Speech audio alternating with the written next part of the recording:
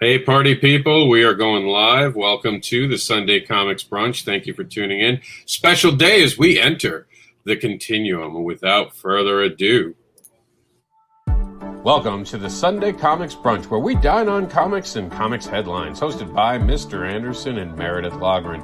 Join them and their guests as they go over the comics headlines from this week and their projects, brought to you by the Comics News Wire and Geek Insider. Warning and disclaimer. The views and opinions expressed on this live feed are those of the guests, speakers, and or hosts, and do not necessarily reflect the beliefs, official policies, ethics, or positions of the content providers, advertisers, additional hosts, and or guests, hosting sites, groups, or entities attached to this programming. Viewer discretion is advised.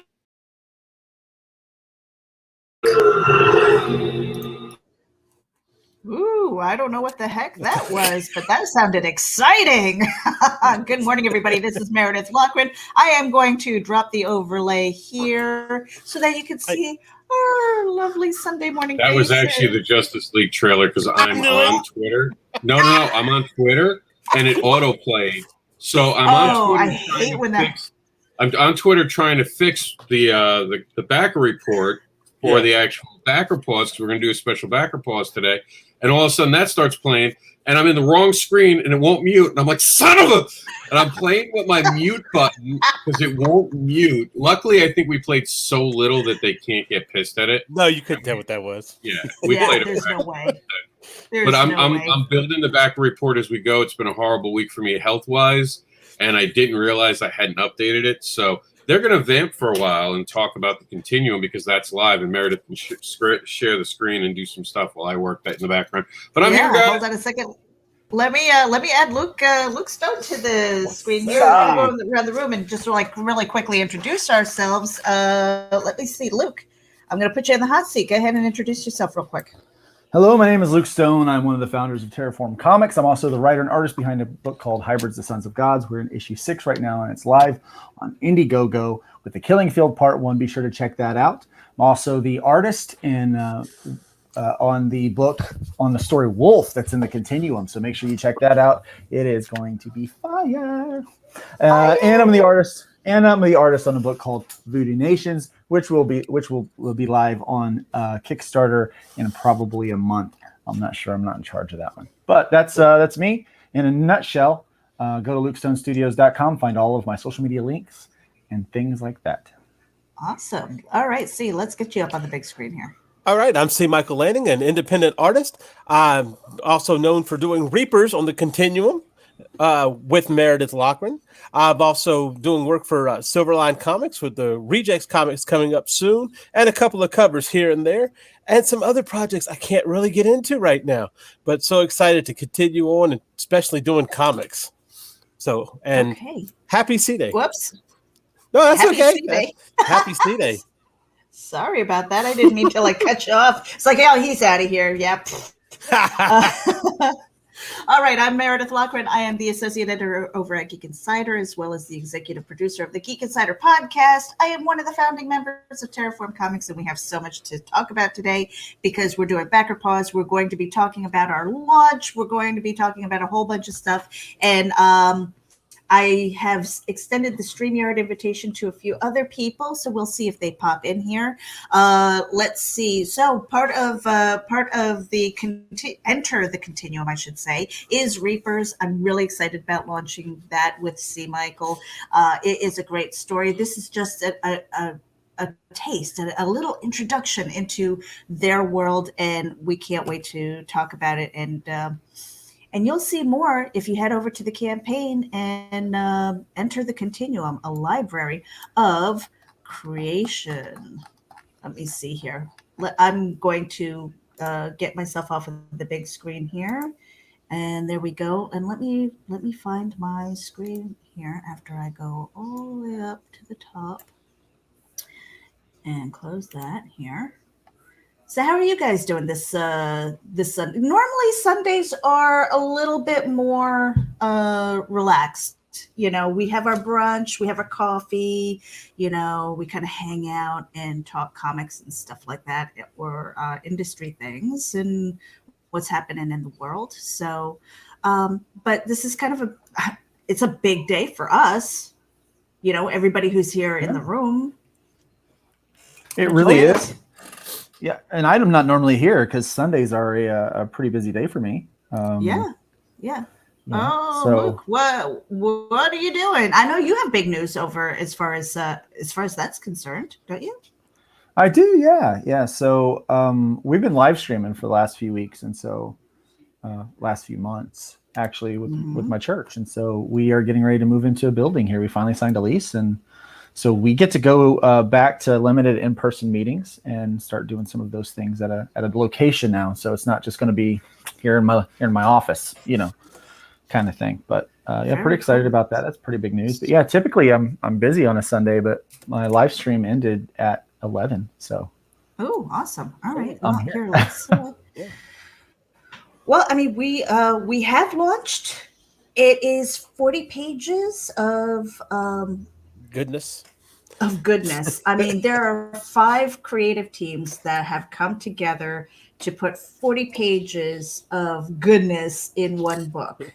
And I love the idea of the continuum because it has allowed creators of all different calibers, genres, and things like that to have an opportunity to come together, put their work into a book. Because I mean, quite honestly, I don't want to speak out of turn or anything, but I have my first comic book credit thanks to Luke Stone.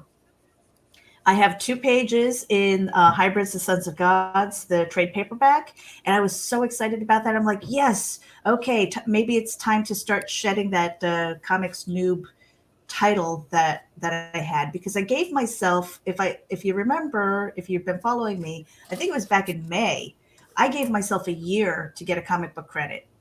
And so I've been really busy learning the industry, learning the ins and outs.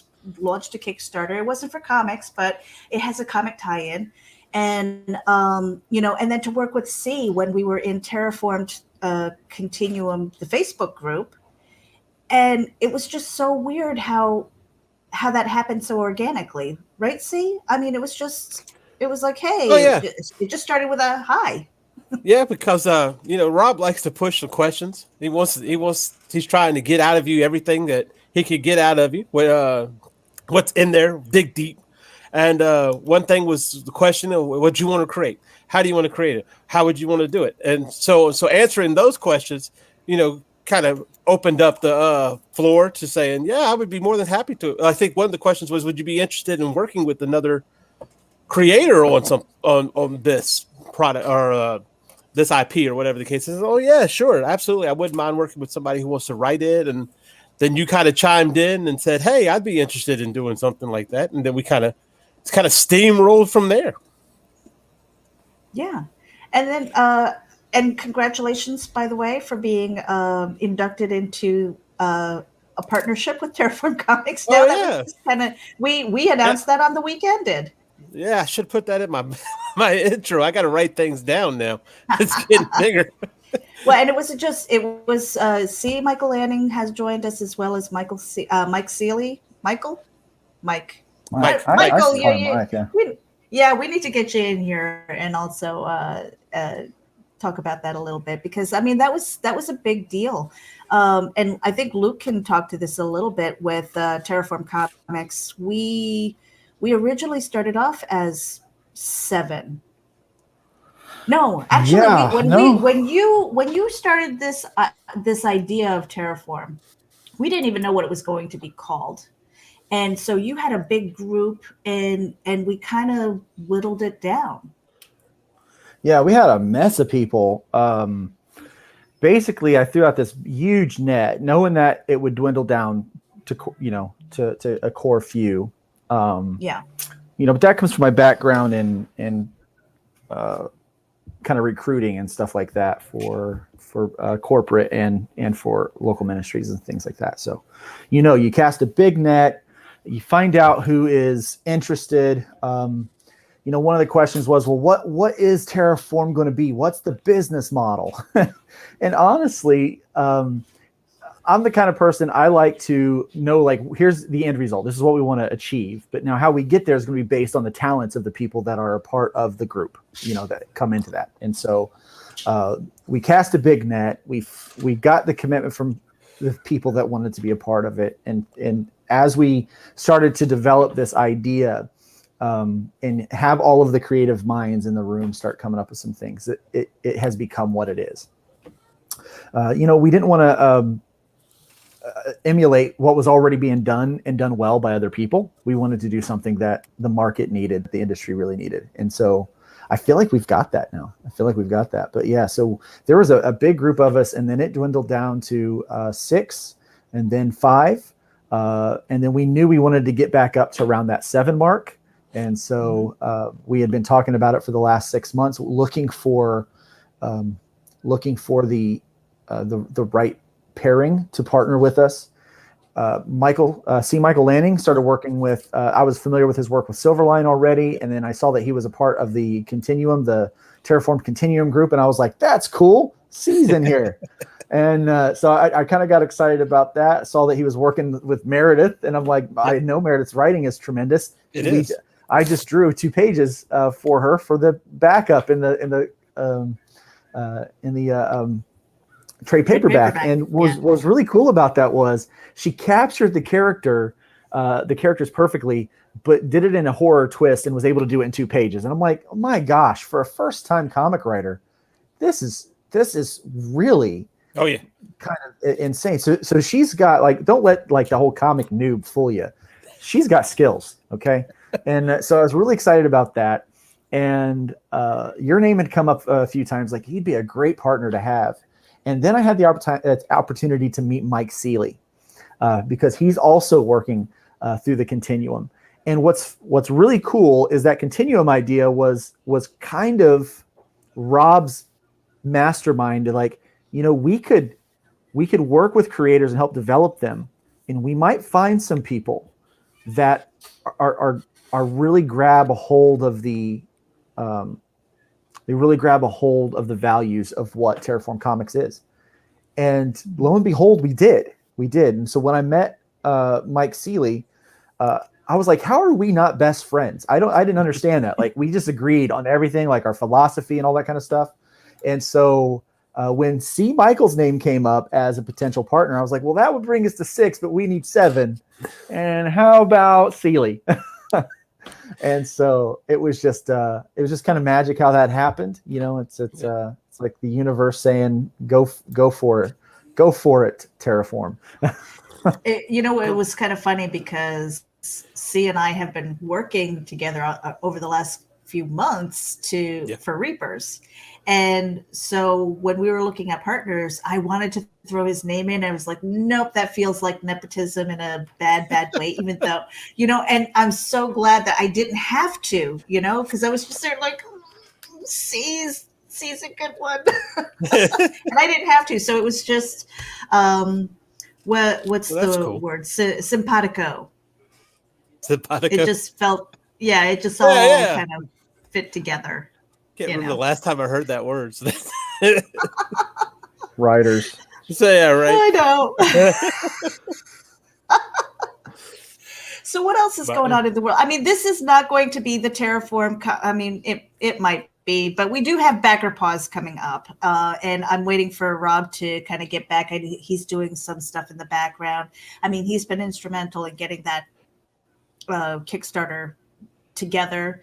And, it's just been the last 2 weeks for me personally have been insane. So I feel like I haven't been as present as I should have been, I think. But, the wonderful thing about our team is that, if one falters a little bit, another one picks it up. And I'm really thankful for that. But again, I wanted to just let you guys know, if you're tuning in, this isn't a normal Sunday Comics brunch, where we just have dialogue and things that we're talking about in the industry. We'll have that too. And if you don't see the panic in my eyes, I'm a great actress because I'm like, oh my gosh, what do I do? What am I doing? Because Rob usually has the board here. So, but you know what? I'm gonna while we're here, go ahead, see. Well, let's talk about some of the stuff that we're going to see in the continuum. Also, you can play the video. Yeah, I put it up in a private chat a few minutes ago. Okay, so is that the video in our? You just go to the bottom. No, in the actual StreamYard, it's preloaded. Oh, you can play. Yeah, very. I left it in the private chat. I guess you didn't check it out, and I'm loading up some other videos. All right, let me see here. Brand. See, I'm afraid that if I have to go in here and I'll do it. Changing the landscape of comics one story at a time. Enter the Continuum. A library for independent creation is born. This isn't an anthology. Each issue of the Continuum is a variety pack of tales from all over the world. This is a mission to create an ongoing series that introduces you to creators and their works from across the globe. This is advocating in comic book form, created to entertain fans and showcase the power of creation. Don't you dare call this an anthology. This is the Continuum. Featured in this 40-page first issue of the Continuum is Reapers. The Eclipse. Only death can save us. Wolf. Dawn and the Dead. Thank you for watching this video for the Continuum. Please share this on your favorite social medias and pick the reward package that works best for you.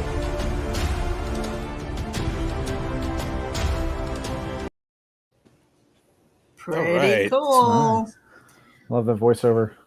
And also credit to Luke, who's here, so he's on back applause as well, so he gets to play his video without interruption. On the other side of that, Mike Seeley's joining us, so we'll get him on in. A group of heroes supercharged with Nephilim DNA are the only thing standing in the way of an evil corporation at the center of a human trafficking ring and elite drug empire. The danger ramps up when a deadly trap is set for our protagonist. It's an epic clash of good versus evil when they meet on the killing field. Be sure to check out the action and get part 1 of the killing field during this 28-day event exclusively on Indiegogo.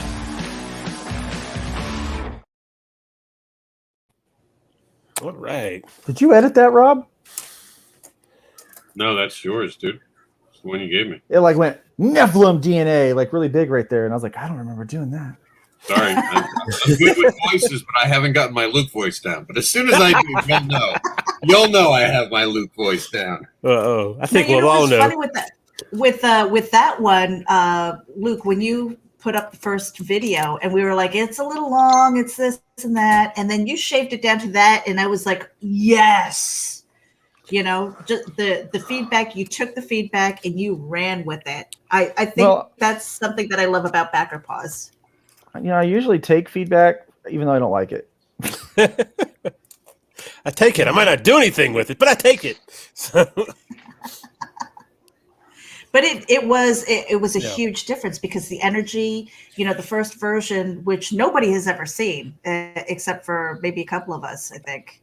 And we were like, well, it's, you know, it was a little bit long and it wasn't as exciting. And we were like, hey, if you just shave it down and you just get this and you take that part out. I mean, that is, if you've never watched Backer Pause, that's kind of like what we do live. We take your videos and we share it. And the people who are on the panel have that feedback. And it isn't to tear anybody down. It's to step up, it's to level up so that it grabs people's attention. What was it about that video that lost my interest? Where did I lose interest? You know, so we raise our hands. You know, and as Luke's video, for an example, I mean, it was just you didn't have time because you're all in right at the beginning. You know, it's like, all right, that's awesome. Take my money, and that's what we want. That's the purpose. The idea was pause that. Punk. Yeah. Yeah. It works. I like it. Hi, Mike Seeley. I'm going to put you on the big screen so you can introduce yourself.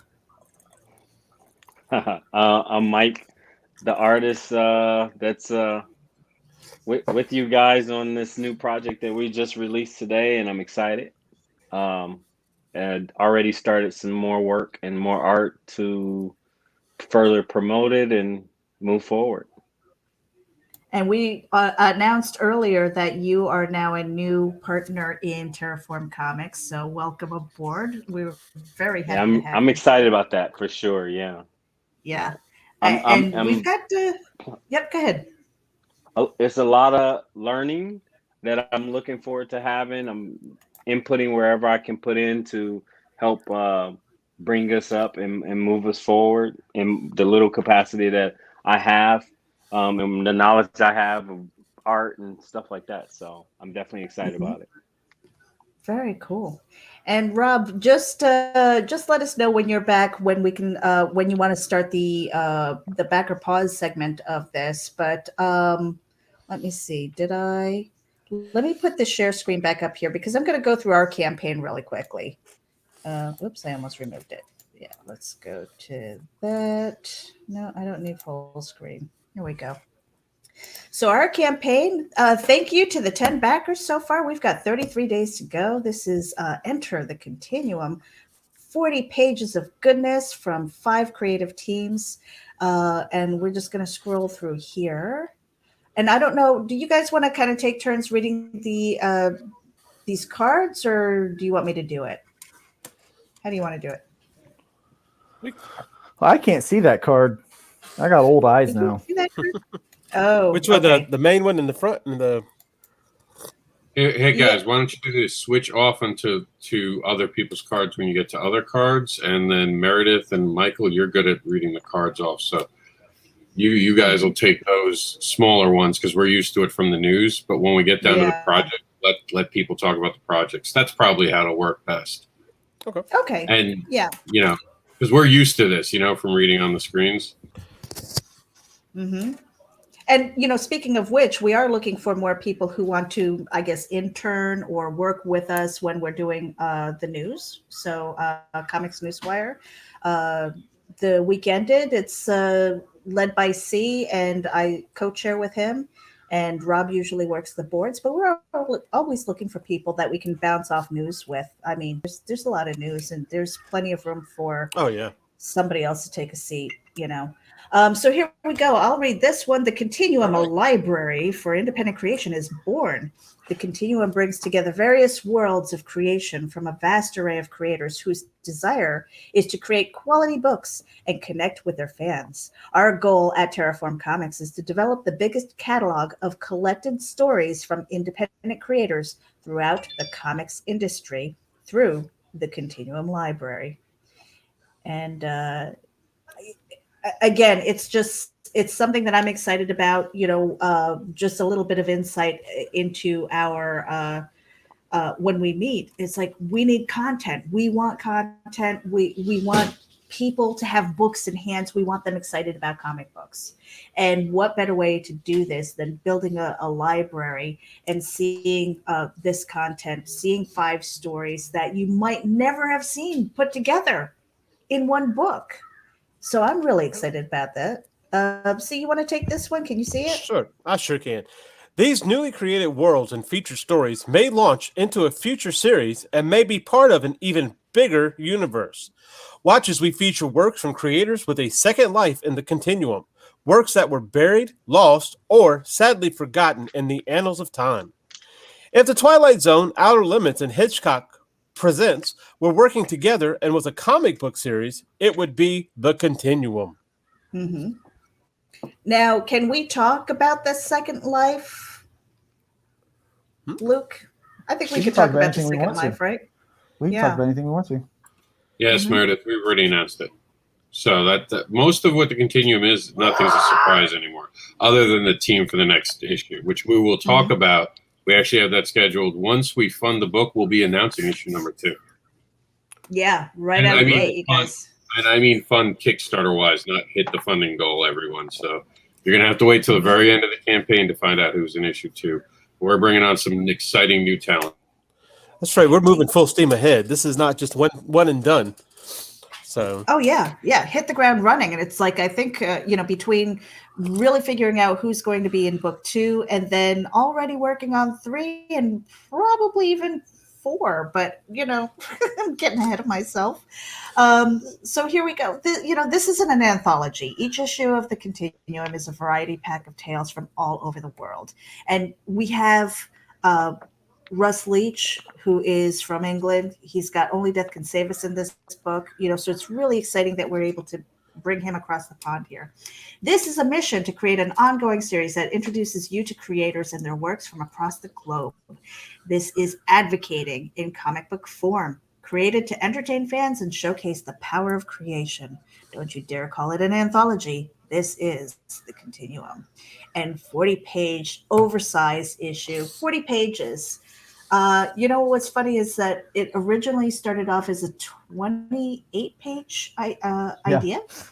Oh, Yeah. I was like, okay, guys, we should do this thing, but let's make it a 28-page so we can do the self-cover at 32, and then they're like, yeah, we got too much. And I'm like, all right, let's do it.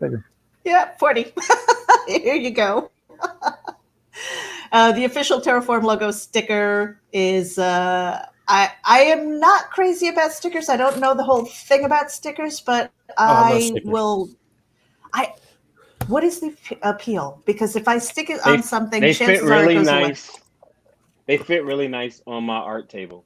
yeah, there you go. Oh, Not only that, I Okay. like buttons My too. ad onto my art table. I like Meredith, buttons too. So they stick to things. That's the Okay, deal with stick to stickers.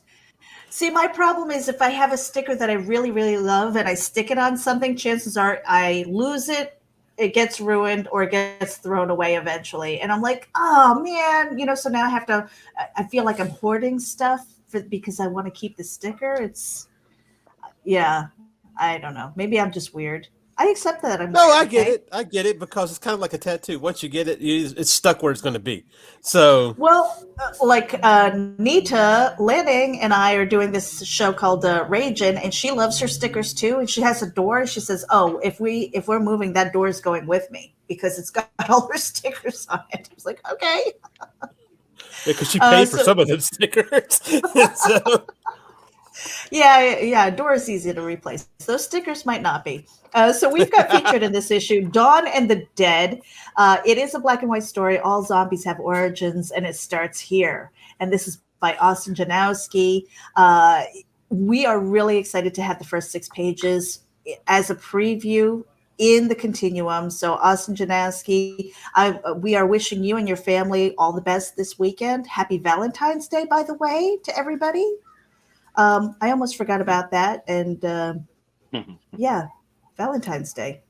Happy Valentine's Day. And my husband's the one who's usually like, guess what day it is? I'm like, oh crap, did I forget an anniversary or something? I'm the bad it's Continuum Day. That's what day. It's Continuum Day. What do you mean what day it is? You know what day it is. I'm like, does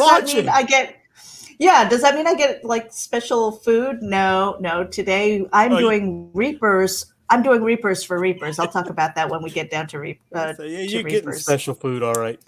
I'm getting special food. Oh my gosh. I should have gotten the Depends, because it might be like catastrophic anal failure later. Who knows? Like the anals of time. Wow. Oh, Luke, you went there. Oh man. So now I don't think that I can play this because it is a web series. So Dawn and the Dead, really excited about having this in the book with the 6 pages. And we're hoping that I don't have the timetable in front of me, but we're looking to also release the is a single issue. Full issue. It's a standalone story. It's a one-shot, and I'm telling you what, Austin did a great job with this thing and his partners over at Dawn and the Dead web series. It is fantastic. I'm so excited that it gets to have that Terraform T on there because the Terraform T is awesome. And this story is awesome. And so, yes, you're going to get the first 6 pages in this as a preview. And we are looking that the full standalone issue will launch at some point this year. We're looking at an October release date. But if you demand it, let's put it this way, if the readers demand it, it goes early because I'm into making the fans happy. If you don't want to wait, I won't make you wait. Very cool. Now, Luke, while you're on the mic, I know you can talk about this. I can talk about things, yeah. Wolf. That is Wolf. So Rob and I are working together on a thing. We're doing a thing, right? And it's this. It's Wolf is the first kind of 5 pages of this new story about these newly divorced superheroes who were in charge of a town but have to set aside their differences and their arguments for the best of the city. And so this is a neat take on kind of some old problems that everyone has. It will be entertaining, it will be fun, and there will be lots of action, and there will be cool characters and some sexy characters and some fun characters. This is a good thing, okay? Many people have seen some of the things that Rob has been able to write with Barbara and Monsters and some of the other things that he's been a part of. But I think this is some of his best work yet, and I think you're going to enjoy it. So right now, the only way to get this is to get the Continuum. Okay, it's only going to be in the Continuum, and it is an ongoing story in there. So you will continue to get pieces and segments of this story throughout the releases this year. So you do not want to miss it. Mm-hmm. You know, what's kind of funny is I do believe that I could probably work with my ex, but I don't think I would be happy about it. So there might be, you know, when I think about that, if I were to write stories like that, there would be like destruction elsewhere. You know, maybe not intended. Maybe So I have a cannot long wait to see line. this. Draw a chalk line down the city. Well, I mean, in reverse, I think what me and Luke are trying to go for is the obviousness of it is to make them fight and cause like Smith versus Smith. That's not what we're aiming for. We're aiming for showing a story where two parents come together because they're parents of this city. If you think about it, any teenager who's watching their family go through a divorce might be able to really connect with this. This might be something that really helps younger readers. And even if you're going through a divorce, kind of watching this metaphor of them protecting this city is hopefully something of a therapy moment, because I think we're easy to make the joke that parents should fight when they get divorced, but more realistically, they shouldn't. There's a child in between them that's going to get hurt by that divorce if it's not handled the right way. And I'm not going to speak on my personal experiences, but I'm not a fan at all of putting your kid between anything that happened to you and another adult, even if you both happen to be the parents. So I think that's where me and Luke are aiming for this. This isn't going to be something where you're going to see them constantly going at each other. They're going to have problems, obviously, but they're going to have to figure out how to get it together to protect this city, because bad is coming for this city. Well, you know, from my own personal experience, because I am divorced, my kids were young. You know, there were times, as much as I may have disliked him, my kids had permission to love him from me. You know, I mean, it was like, yes, of course you are allowed to love your dad. That's your dad. You know, I can't change that. We weren't good married. That was the thing. But anybody who, you know, shit talked my ex in front of the kids, I said, stop right there, you know, and then I put the kids aside and said, please don't put me in a position to defend him, but I will, you know, because that was doing the right thing for my kids. And so I love this story, the idea about it, you know, to put your differences aside for the greater good, you know, and my kids, I think my kids really appreciate that. And they're adults now, you know, and we all have a great relationship together, and it is possible, you know? Yeah. So I think it's an important story. Mm-hmm. Yeah. The concept and idea of it is just, it catches you. And it's like, when it's described, it's like, we only got little sketches of what the art's going to be like, but just the premise of it catches you right away. And it just excites you like, oh, I really want to see this. Because I think it's something that hasn't really been told like that. Because if you've been through a divorce like I have, you know the intricacies of trying to make things still having something amicable and having a real conversation about it. So to approach it like this is phenomenal to me. Mm-hmm. Mm-hmm.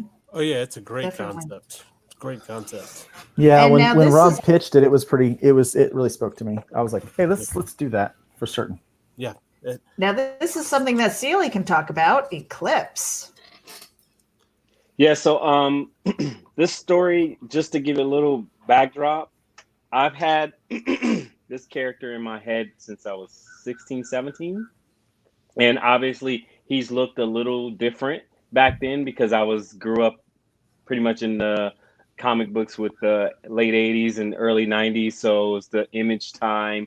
And so the characters were a little bit bigger than life kind of looking and had long ponytails, but the overall look of the character is very similar.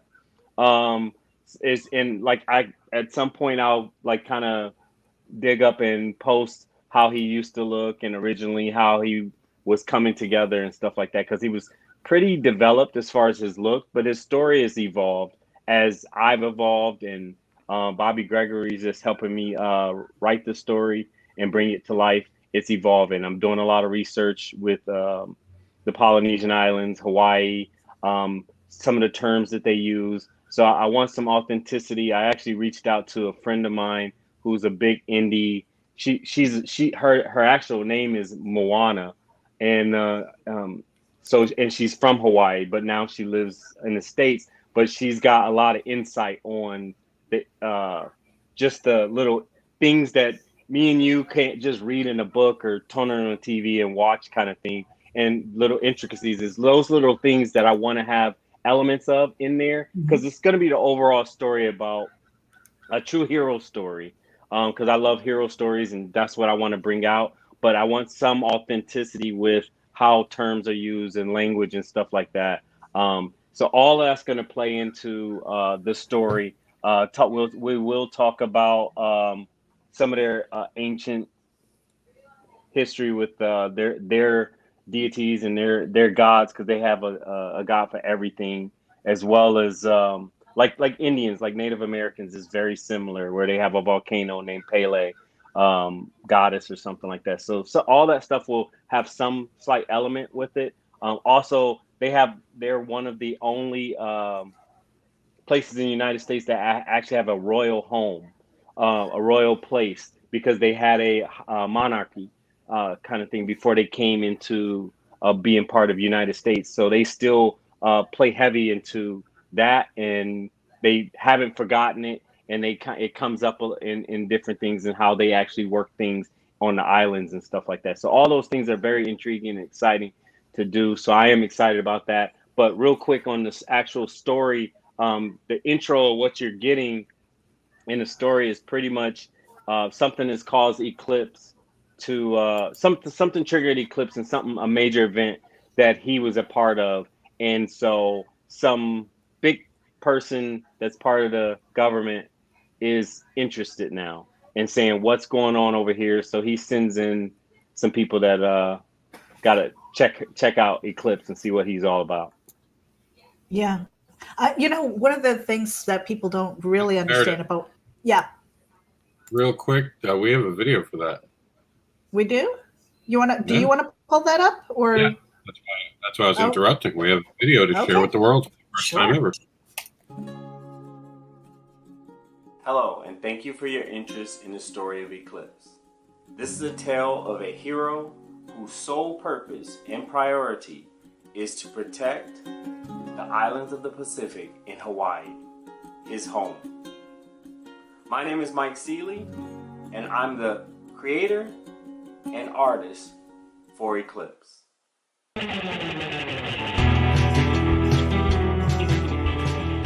In the wake of tragic events, a super-powered being has become a person of interest. With his intentions being unclear, bringing him in may be the only choice to keep the Hawaiian Islands safe.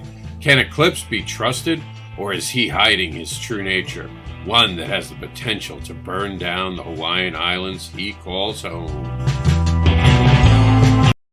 The story of Eclipse is a catalyst to introduce a universe with the sole purpose of evoking excitement, wonder, and interest in what we all have grown to love in our favorite superhero comics and movies. Thank you for watching this video, and please consider backing, sharing this project, to all your social media sites.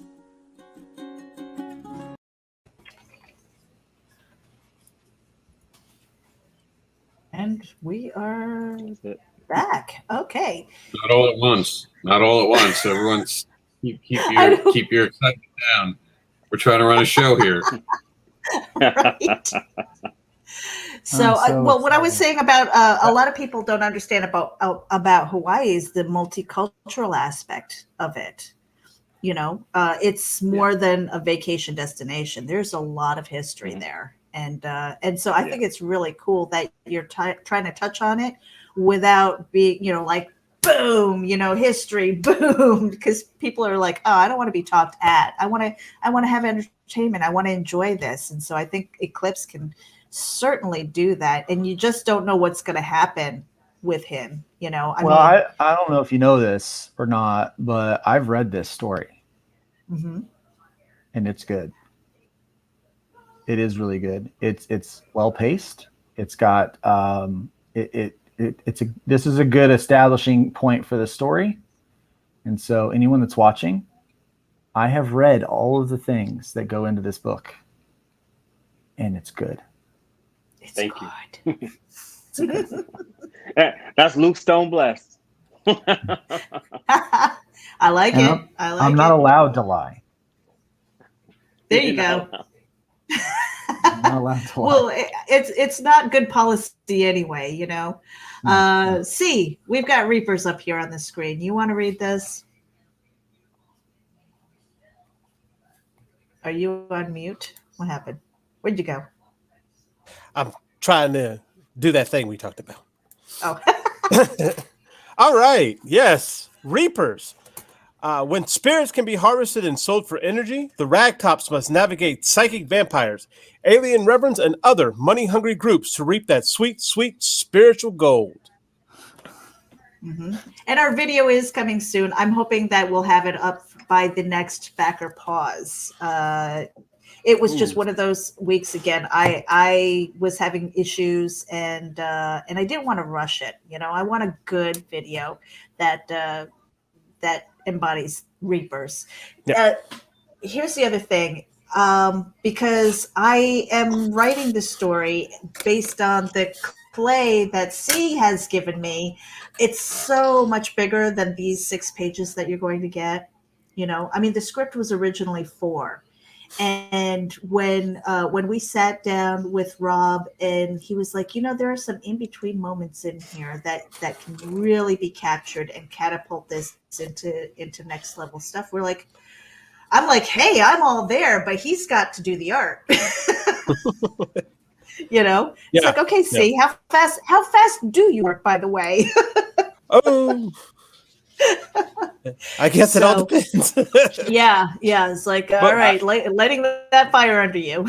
Yeah, I really like the energy in your art. The person. It's a lot of personality, and I haven't seen much of it. And like, now that I'm part of the Terraform, I would like to review some more of the art. But I really like what I see. It looks really cool. I just love the energy of it, kind of thing. So I would love to see more. There is so much in this. I mean, because there's rockabilly, there's like a spiritual aspect that, you know, of course you have your villains and things and all of these things. And when I think about this type of world and all of the, I don't know if you want to call them creatures. They're not creatures necessarily, but it leans a little bit towards fantasy in a way because of all of the different things that are coming into this world. And I don't want to give too much away because, again, it's just this first introduction. You're getting a tiny taste of this world. Well, this is a 6-page story. This is not going to be part of the issue. Whenever we do the issue. So do you know this is the first appearance. So when if something does come of it, you're going to see the first appearance and Enter the Continuum #1. So this is, in its way, it's a collector's edition as well as everybody else's. But this is kind of a standalone story. It's just it's kind of a soft opening, I guess you could say. It's a soft opening with a little teaser. There's a cliffhanger to say, yes, there is more coming, and tune in to see it because it's. And I'm biased. I'm going to say it's going to be epic. Moving forward here. Yeah, go ahead, C. No, I tried to see if we get Russ in. We'll see. Yep. If he comes in. But that would be cool. Do you want me to read this or? Yeah, if you can, that would be great. Okay.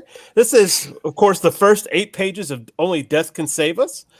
Only Death Can Save Us is a Bronze Age-inspired cosmic fantasy romp bringing together action and pathos as the ancient elemental known as Death leaps from his ethereal retirement to help a young soul protect her loved ones, her world, and even existence itself. Art and story is by Russ Leach, and it is some amazing art and story. Now, Yes, this book is available in demand on Indiegogo, and a lot of people over here in the United States may have been like, I don't know if I want to get it, only because the shipping costs. The fact that we're able to get the first 8 pages to give you a teaser of it is phenomenal for me. Yep.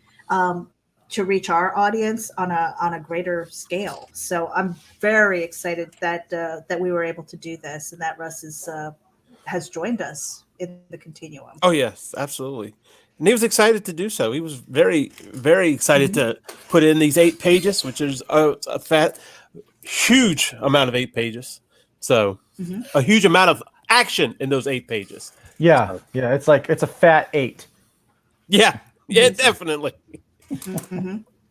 And I think when we were like, I was like, oh, how many pages would be good, because if you have the book, I do, it's like, how did you know where to cut it off and tease to the rest of it, Luke? I don't remember being part of that discussion in Terraform, but it was just like, 8 pages, cool. I think we left it up to Russ. He knows his story. He knows what he wants, and hopefully what this does is it. What I want to do is occasionally do things like this, where we bring a story that's already pre-established. You could still get it over, maybe it's coming from one of those other places across the pond, but and you haven't seen it yet. I want to introduce new eyes to these stories that we love and appreciate so much. And so hopefully this will bring new readers to that. And hopefully it might even create some other opportunities for us to find creative ways to distribute these books that normally would cost $25, $30 to ship over, find new ways to be able to get them into the hands of US readers, because we know our American brothers and sisters love some comics, love them. So we want to make sure to get great stories like Only Death Can Save Us into as many people's hands as humanly possible. Yeah. Oh, yeah. And it's well worth it. It is. And I don't know, because Rob, it looks like Rob disappeared from the room here. Yeah, he lost power. It just came back, so he should be back joining us pretty soon. All right, awesome. Because I'm in another tab, so I'm not really seeing what's going on in that room. See, I don't know if you want to. Do you have the power in here to pull up some comments and stuff? You want to kind of scroll back and see if we've got some comments? We don't have to read all of them, but just just get the highlights and things. Let's see here. Let's see. We got Mike says, "Enter the Continuum." Oh, hold on. That's not the one I wanted to show. First time, guys. Bear with me.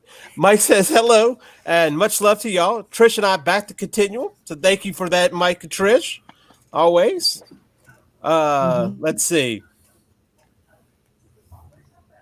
Dee Dee Alley said, dude, same. Backed it first thing this morning. That is great to hear. It's always good to have. Awesome. Thank you. So that means they've been following us around. So yeah, that's great. exciting. Hopefully not. That's too the power closely. of the notify me on launch button, right? Yeah. I always love when people follow me around, but not too closely. They might see something embarrassing. I'm glad you said that, Luke, because I want you to see this. Luke's office is cool. He has a trooper watching his back. I'm not sure if I agree with that. I remember what the troopers did. Yeah, well, But it's really not that threatening. You know, they're terrible shots. yeah, right. That is true. As I said, shooting you from behind.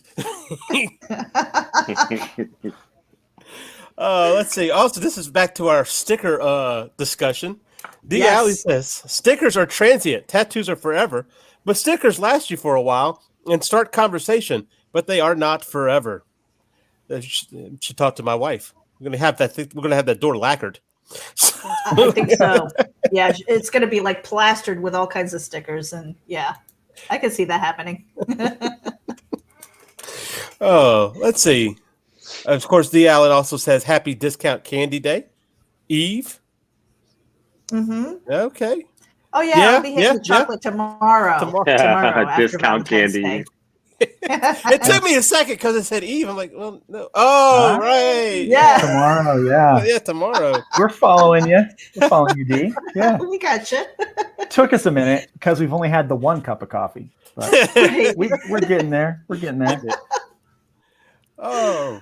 And of course, Mike says Trish gets along with my ex better than me. I have no problems, but they are almost friends. Mm-hmm. That's got to be a weird dynamic. And I think that was speaking when we were talking about Wolf in that story. Yeah. Yep. Yeah. So I love The Office. And there's this one scene where Andy Bernard comes up and his current girlfriend's talking to his ex-girlfriend. He's like, my ex is talking to my sex. And I'm just like, Yes. Yeah. And he goes, I hope you're not talking about my wiener. And I just think that's so funny. To me, that is just one of the funniest scenes in the entire series. Like the whole series? And the whole series, like that is one of my highlight moments. That one stuck with me. And I've watched the series like 14 times through. So and there's like what? There's like 13, 14 seasons, right? Yeah. There's 9. There's 9 seasons. There's 9? Okay, 9 seasons. I don't know. I like the 20 episodes per, and that's the one you go to. Okay. That's the one, guy. I like the fire episode. Oh, that's pretty good, yeah. Fire guy. And of course, Mike says, I thought y'all were launching on the show today, but it dropped early. Yeah, funny story. There's a story behind that. So I'll just tell it because, what the heck. So not Facebook, but Kickstarter used to have hit the launch button.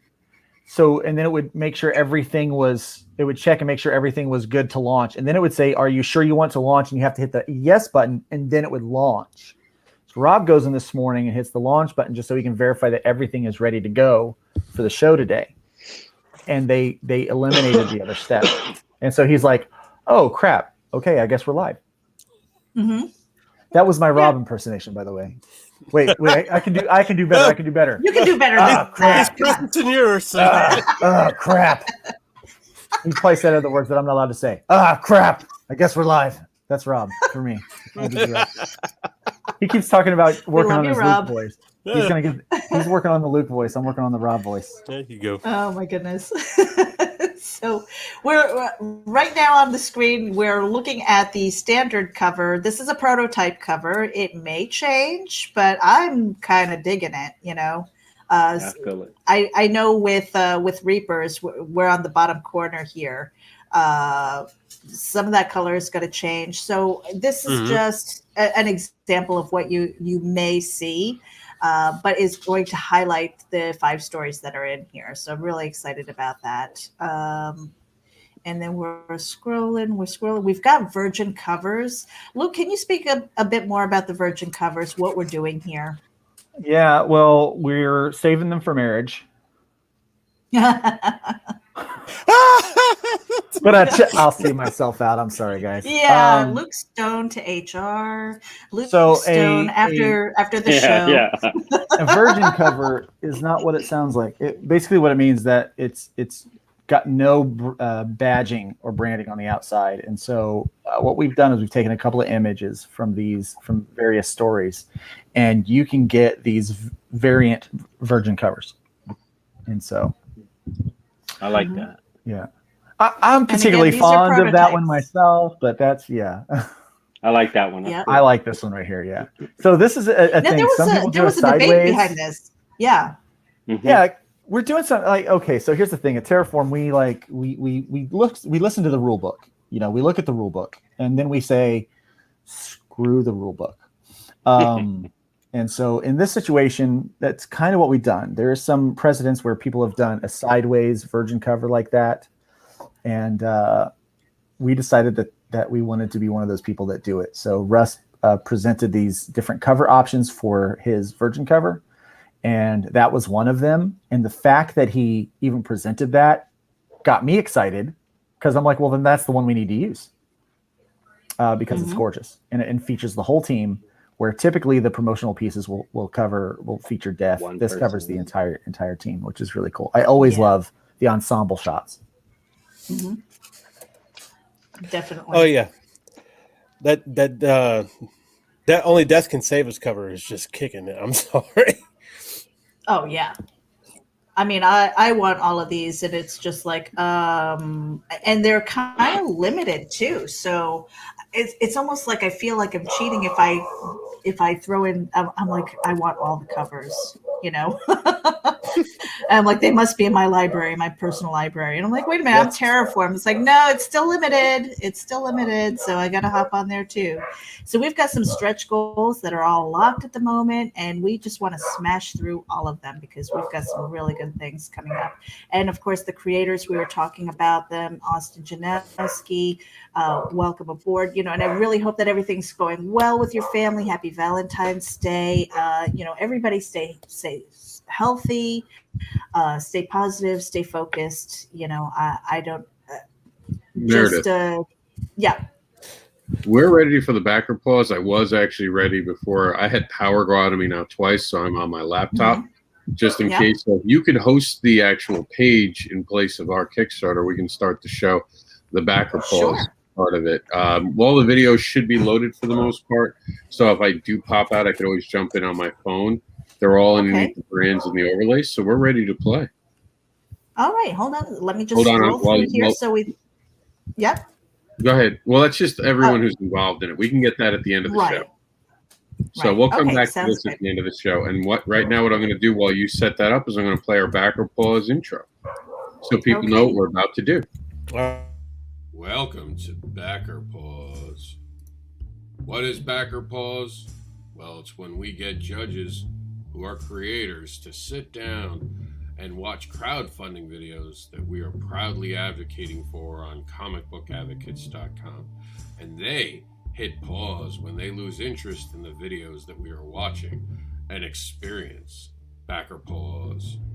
This is a fun way to teach creators about attention spans of the viewers and what works and does not work for their videos. Want to be a judge? Are you ready to play? Welcome to Backer Pause. And of course, tell you about the power, and we're going to talk to you about the power of a single dollar. When Meredith get that screen up for us. Never underestimate the power of a single dollar. Just one single dollar can help make dreams come true. Every dollar is a declaration of support and belief. It helps the creators and the teams behind the book. Just $1 helps create new worlds and keeps creators creating. And if you're going to be creating something on Kickstarter or Indiegogo, get Kickstarter for the Independent Creator, second edition, a practical and informative guide to crowdfunding by Madeline Holly-Rosing and Christy Shin. It is an amazing book that will help you navigate the ins and outs of crowdfunding. Okay, are we back? We're back. We're back. Yeah, but All right, so now normally I don't do the boards, you guys, so if it's a little bit clunky, I do apologize, but I am on the site, creatorsofwrittensense.com. Now crowdfunding, Prime number 6, so here we go, backer pause. And Rob, you just tell me when to stop, because I'm going to scroll here. We've got go to every big event. So you just scroll. That's all the stuff we just told them about in the video. Right there, we want to talk about that. Scroll up, scroll. Right Scroll there? up. Scroll up. Yep. And right there, first place we stop is to tell everyone that Stake 2 alternate cover is now in previews. You can order that by going to your local comic book shop and telling them to use FEB211499 as your pre-order code. And we're going to be looking at the vampire thing coming up right now. Meredith's going to draw it up for us right below that. Mm-hmm. And we're going to play the video for it. Remember, if you don't like what you see, raise your hand. We'll pause the video. Because we have so many people today, I guess Terraform's playing back or pause today. So when we'll do 3. When 3 people hit pause, we stop the video. You guys ready to play? Oh, yeah. Yep. We are. Let's do it.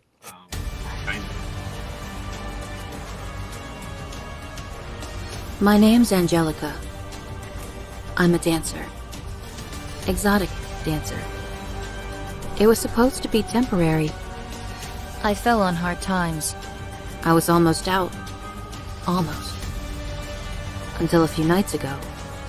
I was bitten by a demon. Or a vampire. Or a vampire demon.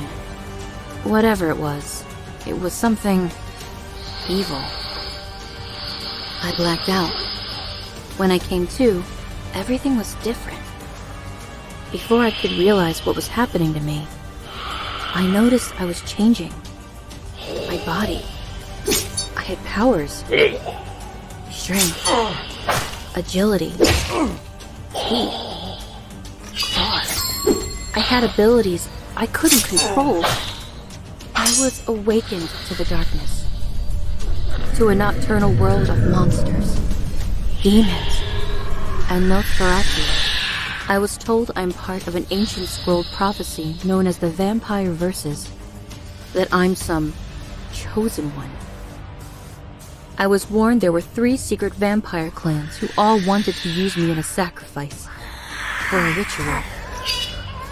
Some ancient blood rite. I can't even grasp what's happening to me. I'm constantly hunted. I'm completely alone. I can't trust anyone. Or anything. If I'm not careful, I'll soon be dead. If I'm not already.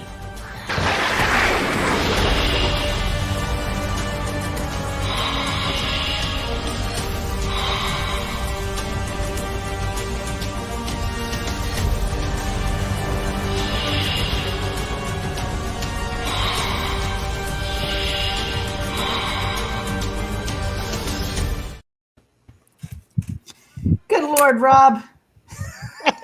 Well, 3 you didn't go. Yeah. 3. It takes 3 this go around. Luke didn't I think it's go. like the majority. I think Luke was busy, right? And I know Mike's not going to say no to anyone. Mike's too nice of a guy, man. It's going to take a lot. Aw, Mike. Actually, No. I would have probably said no to that one. Raise your But I hand. don't know how to- And hey, guys, remember I don't you know can. how to raise my hand. Do I do like this, or is there? Yeah. A hand? Oh, yeah. That- No. Yeah, Also, I was sitting there like this.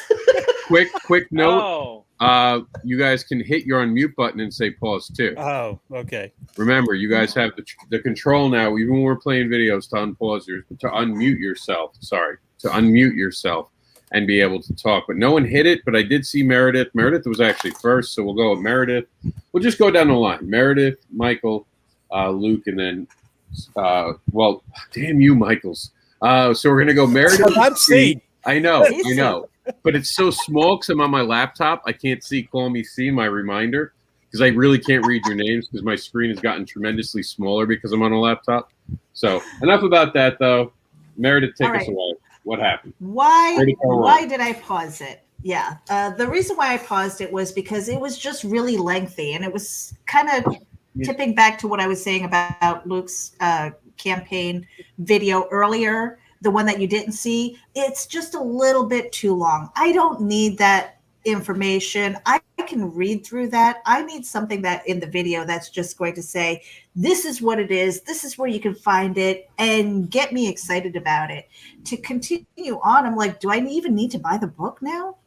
You know, that's kind of how I felt. But I mean, don't get me wrong. The art looks fantastic and I'll probably support it anyway. It's just one of those things where the video was a little bit too long. See, you were the second one to raise your hand. Yeah. First of all, I'd like to preface this with I love Frank. I love Frank. Frank's art is great, but yeah, it's basically it was too long, too long in the tooth explanation. I think he wanted to get the whole story out to people to do it, but there needs to be a tease. We need to be teased into what makes me want to buy this, what makes me want to go and see this. And I know this is a sketchbook and an art book, but you kind of tease it.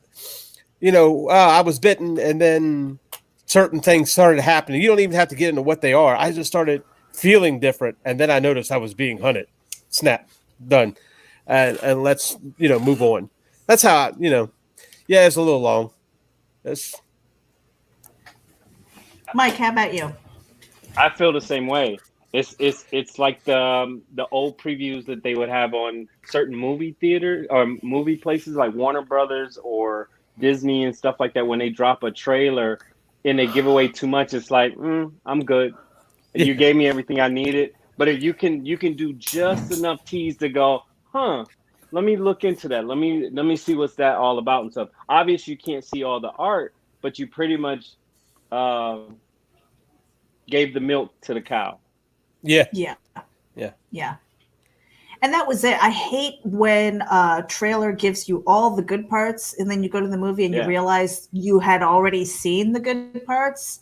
I'm disappointed. I don't think that that's the case in this, but again, there was so much there that I almost felt like I didn't need to buy the book, and that's bad.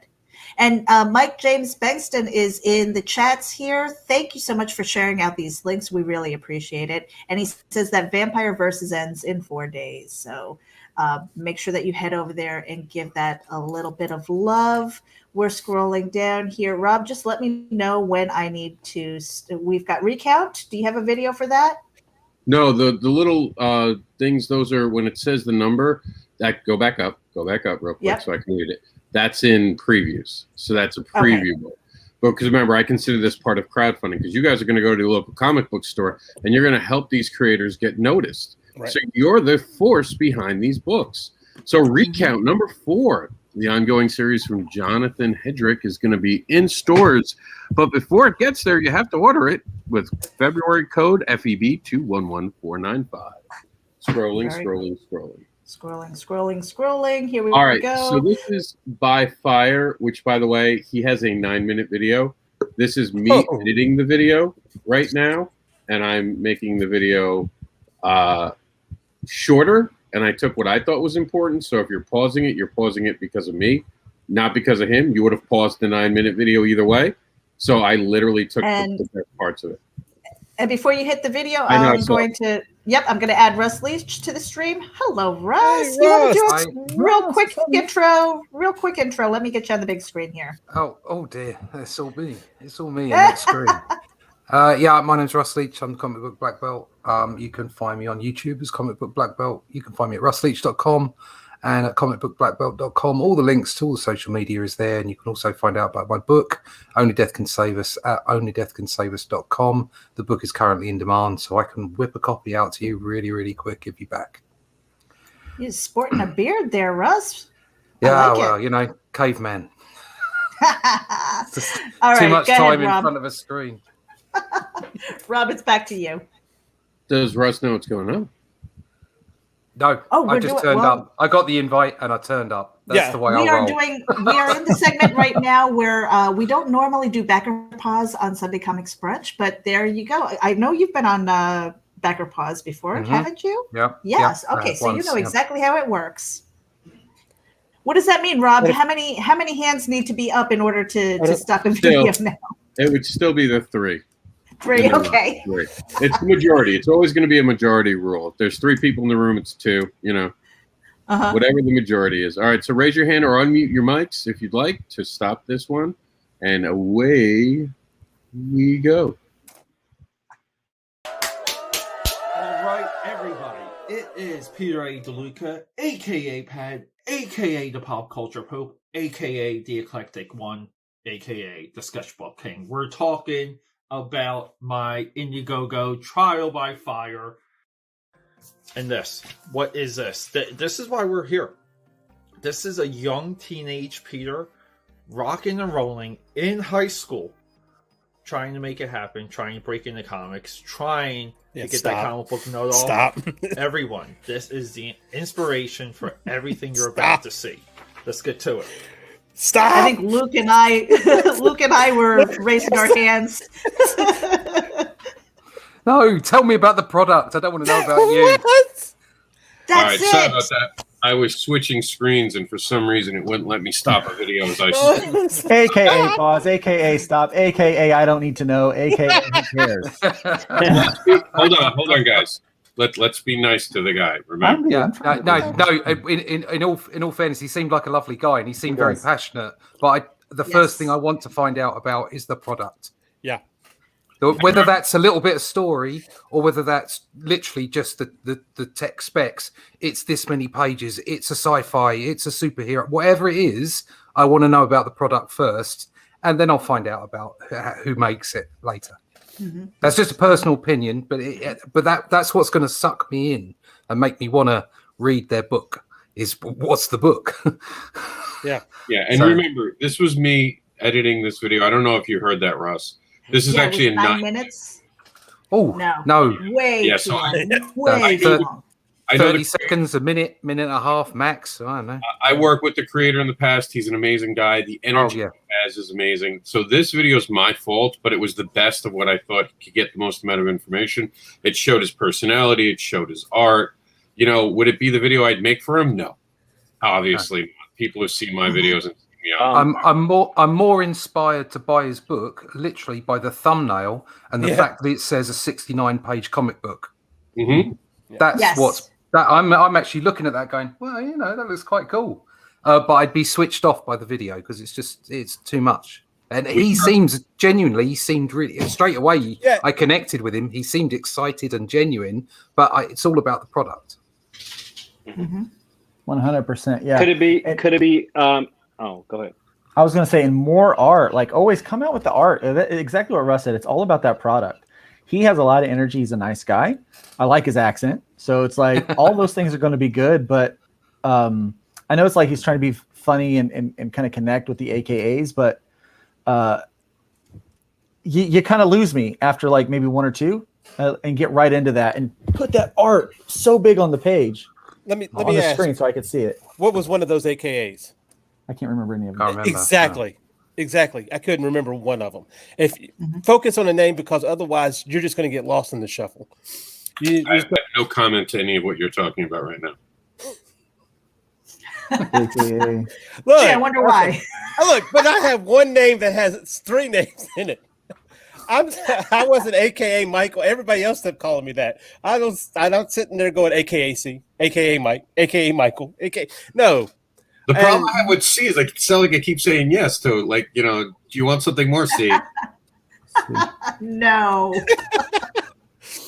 All right, moving on. And Mike James Spangson says the same thing. One more AKA would have been amusing. A list is a bit much, and it's true. I definitely, from my perspective, I want to see the content. Like, what am I supporting, and why? Right, and then why am I supporting it? Mm-hmm. The Adventures of Byron War of Rotisserie one shot is available to you from Scout Comics under their Scoot imprint in the brand new previews world. We don't have the number just because it's a long title, but you can definitely check our link. Remember, you can find all this at comicadvocates.com right now.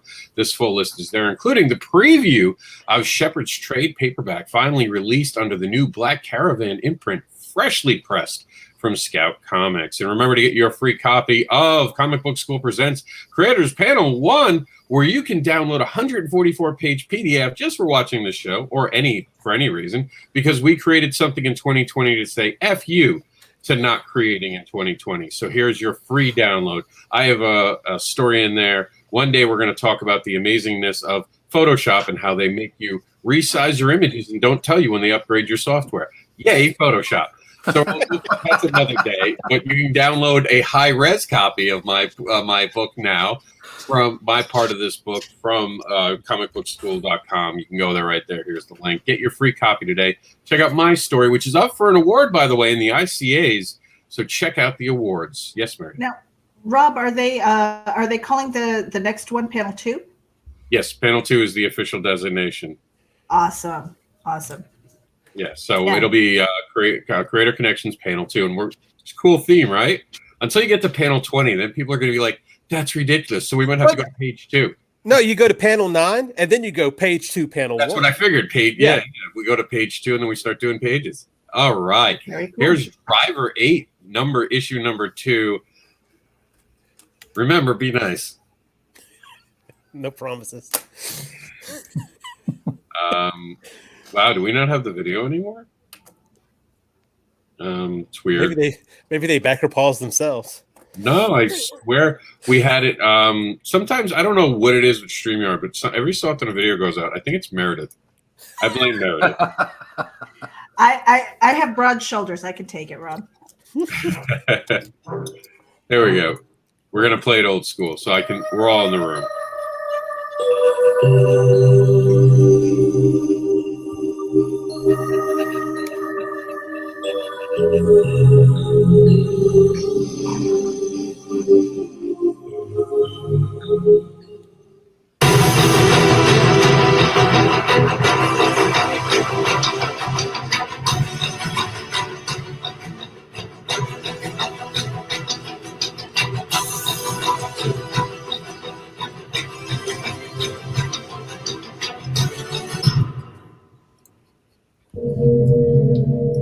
Okay. I don't believe any of you can play this game. We're over. If no one paused that, and I'm sorry, I'm not trying to be rude here, but I remembered right away why I don't have this, and I saw Russ lurch his head back, and I have the volume down. Yeah. This is poorly put together video. This was, and the fact that none of you had paused, I have no respect for it. I was thinking because of the way I had my hand up. Meredith's blocked by my live screen, so I can't see. Like, she's literally right under the live, so that's why I speak up. I was giving it time because I was hoping that that there was going to be some kind of explanation to the story, because the first 3 statements had kind of made me go, all right, I'm going to give this some time. Then the music got too loud, and I was like, whoa, hold on a minute. And then I was just hoping, and I was looking at the timer at the bottom, ticking away to the 49 seconds, thinking they're going to tell me something about the book in a minute. They're going to. But obviously they didn't. So it would have been nice to have a little explanation. Execution of dangling hopefulness in front of us. I like the running suit. What can I tell you? And look, I'm not trying to be rude to the creator, but this was just a poorly crafted video with the volume alone. The volume alone would really, and when I saw Russ's head reach back, I remembered. I was so glad I didn't download this video. It is annoyingly loud. I listen to it I don't use headphones. Oh, I can turn my camera on again, so I'm back. I'm on big kid TV again. I didn't have the headphones in, and I went like that. I was like, what the? Like, I was going to fight my own computer. It was so loud and annoying. I was going to hit my own computer. And my computer was like, dude, it's not me. It's the video. Don't ever play this again on me. Is that offset the video, or is it because we're playing it on here? Nope. That is really? Wow. I was thinking that maybe it was just offset accidentally, Nope. Now, I know that Luke had his hand up too. Oh, yeah. What would your feedback be? Look, I like reading comic books. I don't like reading videos. So if you're going to do a video, it's not that hard to do a voiceover. You can do a voiceover with your iPhone now and put those things together on a free app. So you can pay $10 and get somebody at Fiverr to do it. I know, I've done it. Yeah. So and somebody who sounds just amazing. You'd be surprised what you can get for a very small amount of money for a decent voiceover. And the voiceover doesn't need to be a lot. You don't have to tell everybody about the whole story. All you need to do is saying, if there's just one book you need to buy this year, make it this book. It's just something to just pull people in and maybe say it's a sci-fi fantasy, and it's like, oh, right, yeah, okay, this sounds good. But if you just leave it, like I was just lost there waiting for somebody to tell me what the book was about in the hope that it would happen before the end of the 49 seconds. Yes. Mike said, go ahead. I was going to say, Mike said that this was like watching The Lord of the Rings when they just suddenly ended. All the hope was lost. No, he said gave hope to this video. Like, when you're waiting, you're still holding your pee, and you're like, no, there's going to be a good ending. Nope, just breaking credits. It's like watching Justice League.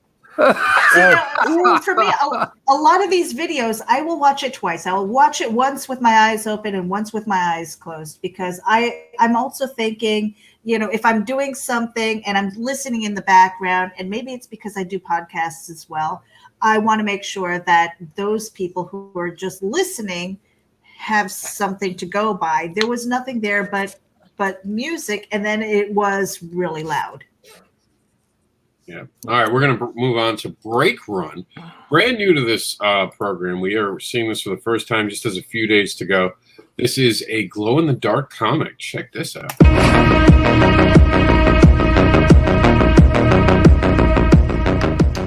Hi, my name is Nima Afshar, and I'm a cartoonist. I write and draw comic books. I'm writing and drawing a comic book called Break, and the first one in the series is called Break Run. It's a post-apocalyptic cyberpunk story, and it's going to be the world's first full-length glow-in-the-dark comic. Break Run is something I've been working on for years, and my inspirations are Akira by Katsuhiro Otomo. The legendary manga is a huge influence, both the movie and the manga. Mad Max Fury Road, I'm a huge fan of that movie. I love all the Mad Maxes for different reasons, but Fury Road is incredible. So Break Run is about a man named Branko. He witnessed a horrific massacre which he tried to stop. His clan did something which was abhorrent, it was really shocking.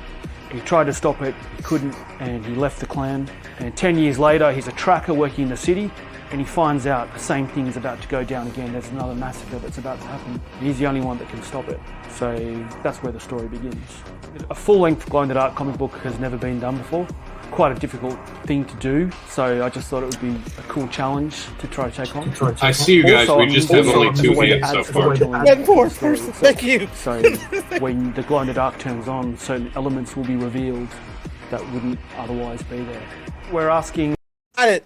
Hey, We got it. See, remember, if you're pausing, don't keep talking because you might be interfering with someone else trying to watch. Sorry.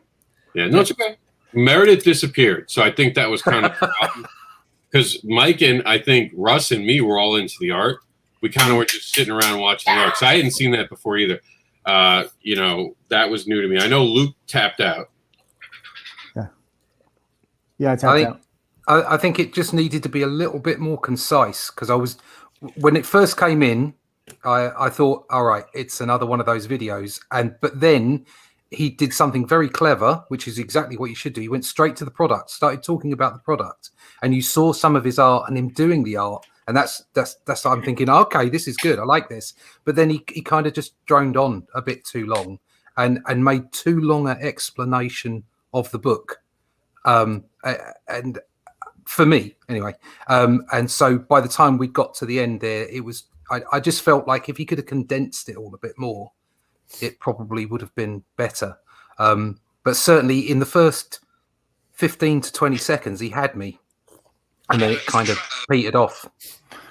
I agree. I think the concept of a glow-in-the-dark comic book is cool. I like his art. It was like, oh, I really like the Mad Maxes. Well, all of them, but really this, like that, that's when it kind of trailed off. It's like, well, is this book just like, is it Mad Max? Like, what is the story? Don't talk about, you can hit like those things that are the inspiration, but I really want to know what makes your story, And I think he could have gotten into that earlier. I mean, the whole, if he can condense that video, I like the music, I like the vibe, but definitely shorten it, speed up the pacing a little bit as far as what information gets out to us first. I will probably back this because I like the art. I think I like the cyberpunk, or I like the genre that he's working in. And I particularly like the idea that it is glow in the dark. And one of the things that he should have said way early in the video was that you're going to be able to see it, but then once you look at it under the black light or glow in the dark, you're going to get elements that you didn't see before. So it's like it's almost a dual layer in that book. And I think that would have that's something that needs to like come out pretty soon. That's cool. Video. Yeah, I think I actually liked how it began because it led into it. And again, I like his art. I'm caught by people's art right off the bat. But like everybody's been saying, once you get there and say what it's about, because you catch my interest as well, because it's like a manga and like manga and Akira, that storyline. Then it's like, so now move to telling me how your story kind of separates itself, kind of thing. Get into the meat of the base of it, and then let it stop. You know, just tease people. I'm big on that. Yeah, I think that's a sign of like, you know, and I didn't comment on the first video where they were doing the vampire thing, but leave some mystery, you know, leave a little something for the reader to discover on their own, kind of thing. Definitely. Oh, I guess we lost somebody. Well, my issue on that, as far as that's concerned, was I don't know why you're showing somebody else's art. I understand that you want us to see, but how many, you know, if there's people who are interested in Akira, they're going to know what Akira looks like. If the people are interested in Mad Max, they're going to know what Mad Max looks like. It doesn't really help you showing Akira art, and I see that, and I don't know what it is. Oh, you drew that. Okay. You know, that kind of thing. That's what bothered me, one. Two, I thought his intro was kind of weak, to be honest. In fact, I can't even remember it well enough to really comment anymore about it. But yeah, if he gotten into the story again, once again, he goes through this whole long spill and then says that's only the beginning, and I can't retain all the information that he gave.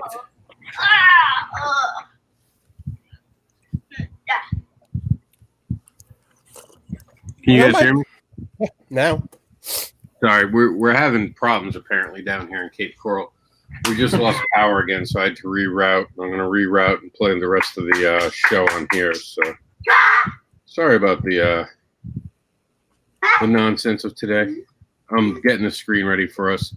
So you guys ready to move on to the next one? Mm-hmm. Do me a favor, unmute yourself. It's harder to see you guys on the laptop. So if you want to say that this one's not for you, just do me a favor and hit that unmute button and say I am muting. I'm going to mute now because Jack's going crazy. But here's the Lords of Cosmos.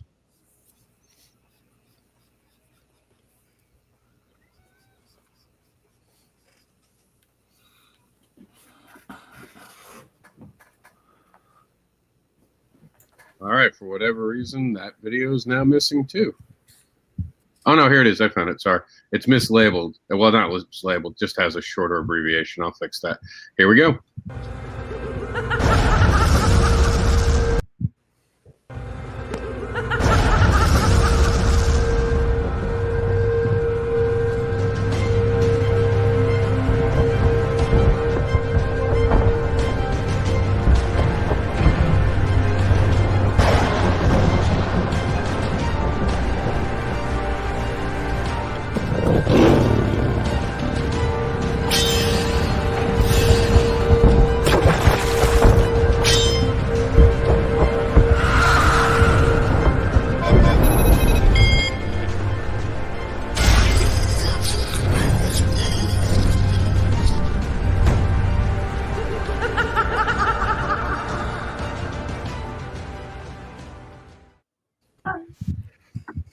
What'd you guys think?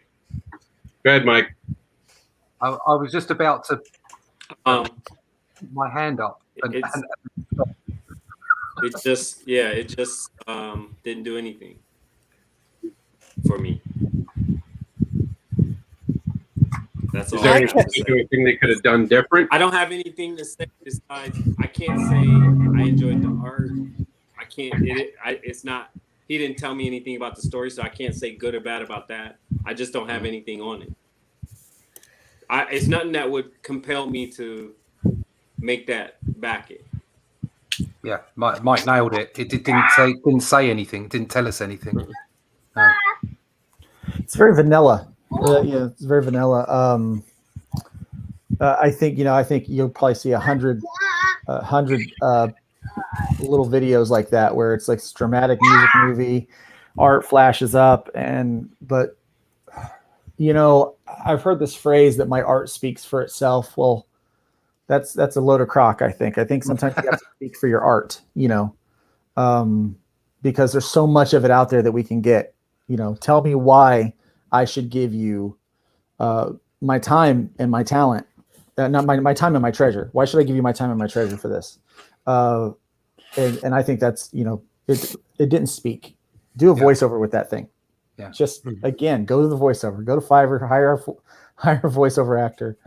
And I see a lot of videos that we've spoken to this on a couple of the videos here today, where people focus on the team, or they focus on their inspiration, or they focus on why they did it instead of here's the product. And the way you're going to make me pay, lose my treasure, as Luke says, is the way you're going to get my treasure off me is if you entice me in with something that I like the look of. And exactly like Mike was saying there, that didn't tell me anything about that product really, apart from a few flashes of art, which didn't look finished, to be honest. So there was nothing to entice me in and make me want to spend money. I think people are interested, but it's crowdfunding. People are very interested in you. They're very interested in the creators, but only once they think it's a worthwhile project. Yes. And to do that, you must sell them the concept. And if you don't say anything, or even if they have to read it, if there's no way that you can find out what it's about, or at least an idea of the theme, then you're not going to entice people into buy, and they're not going to want to find out more about the creator. And the thing about this is, I think what he's doing here is because this is like the 4th issue in this series. And of course, if you haven't heard about the series, that's one thing that I constantly said something about. Tell me what the series is about. Tell me about the other parts. Tell me what it is before, just throwing on me here's a new issue for Lords of Chaos. I have no idea what that is. So it seems like he's kind of just, maybe the way he's doing it, he's trying to peddle to people who already know the series, but it's not helping us who don't know the series or understand what's going on. Yeah, you always want new customers. Yeah. Elevator pitches matter. Know yours. Be able to recite it at just a second's notice. You have to study it. You have to know it. You have to be able to say it in your sleep. You have to say it in the middle of sex without giggling. That's how much you need. Wow. No, I was going to say that about the pitch, the one that we have on Reapers right now for the Kickstarter. It might not be the pitch that I would present. So I think it depends on who's on your team as well. Well, yeah, we're going to talk about that one day, but ultimately it's about the fans, not about your comfort, not about what you like. The fans will tell you right away what they like, and you got to learn. That's going to tables. That's grinding, learning what pitches respond to the most by the biggest public. I started out with bigger pitches. Now that when someone comes up to the table, I go, "Hi, my name is Rob Anderson or Mr. Anderson. I create comics about fetish, monsters, and more. What interests you?" So simple, so sweet, and they're suddenly talking to me because I didn't drown them with words that they weren't ready for. Now I've invited them to have a conversation with me. I will say something to what Russ pointed out, that it looked like unfinished art. If you're going to take the time to set up a crowdfunding campaign, whether or not it's your 3rd, 4th, 5th, 6th issue, whatever, and I can speak to this because I have a 6th issue out on crowdfunding right now. Do at least have your promo art done. Like have some pieces that are in color, some stuff that's going to grab the eye. Put in that work, and make sure that you're presenting those kind of things.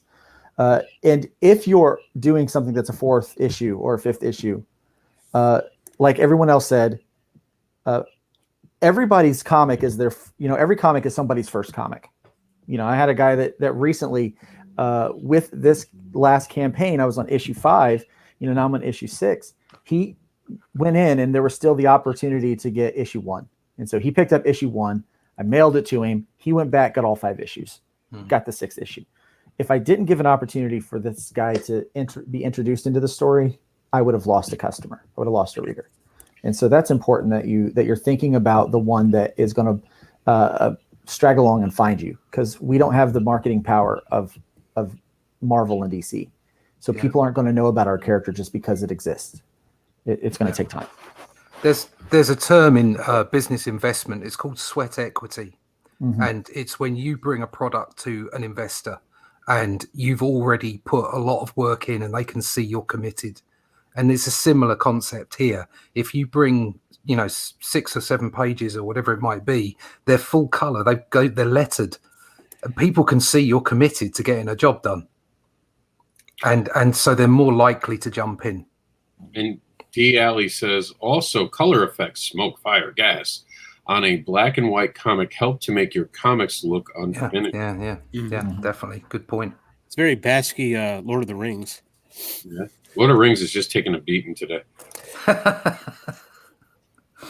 And we're not going to play, of course, Hybrid's video because we already played it today. And you can back it now through February 29th on Indiegogo.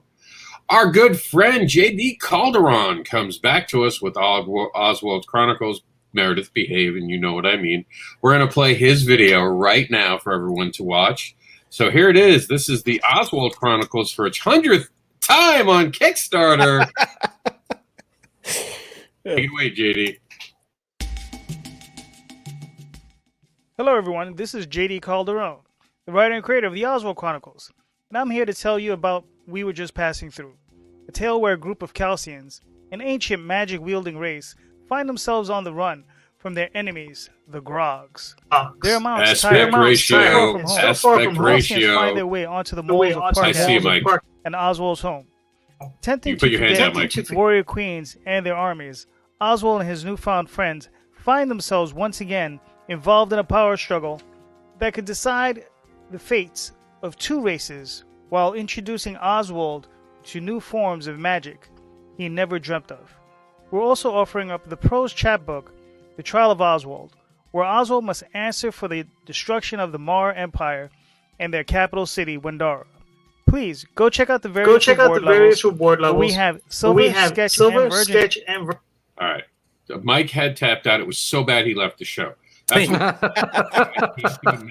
I'm kidding. Oh, we love JD. Mike will be right back, and he'll tell us what about it. To me, right away, it was the aspect ratio. He's done enough of these that he should know that aspect ratio is wrong. That's a big no-no to me right away. Like, if I see that with as many Kickstarters he's done, that's a big mistake to be making on Kickstarter 100. What do you think, Russ? I'm not quite as big. I totally understand where you're coming from, and so presentation is very important. Visual presentation. For me, the explanation just went on too long. I want an elevator pitch. I want to be enticed in. I stayed because some of the art looked really good, and I just thought, oh well, I'm not into this kind of stuff, but this looks kind of neat. But for me, it just went on too long. It carried on too long. So there were no beats to the explanation. So there was no pitch. So there was no excitement because it was all the same. But so from the sublime to the ridiculous, where we got a perfectly acceptable voiceover that was explaining everything, but it just was too much for me. I just wanted to have that elevator pitch and be told, and maybe some more, because he's got some great artwork there. Maybe and maybe this is down to the aspect ratio that you're talking about, just being that bit more punchy. But that looks like a really good book, actually. I'm actually surprised because JD kind of has a rule, doesn't he? Where it's like 59 seconds is too long. I think he said before. So I'm kind of surprised that it went on as long as it did. I wonder how long it actually is, because sometimes, and I'm not picking on JD. I swear with this comment, I'm not picking on him. I know everyone's going to think I am, but sometimes a video feels longer than it actually is. So it was 1 minute and 21. Which does break his rule. Sometimes I've seen 30-second videos that felt like it took my life away from me.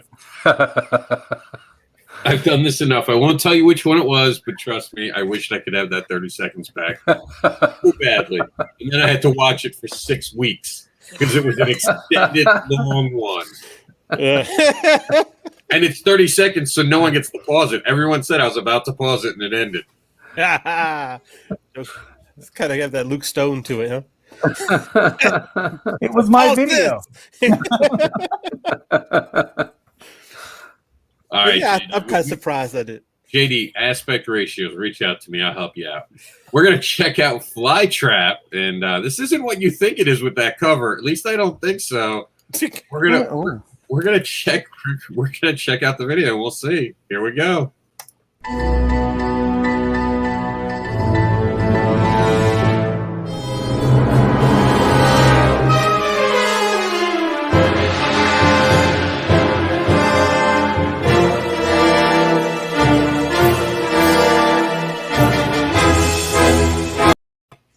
All right, I haven't played that before. I'm worried that could be copyrighted stuff. So I'm going to switch over to here and mute it since they're not doing anything, because I don't want to get a copyright strike today. Today's been one of those days. So if it's just going to be images, I'll play. It could not be. I didn't have time today to run it through Shazam like I normally would. So we have a genius scientist. There we got a redhead. It's inspired by the 1986 The Fly.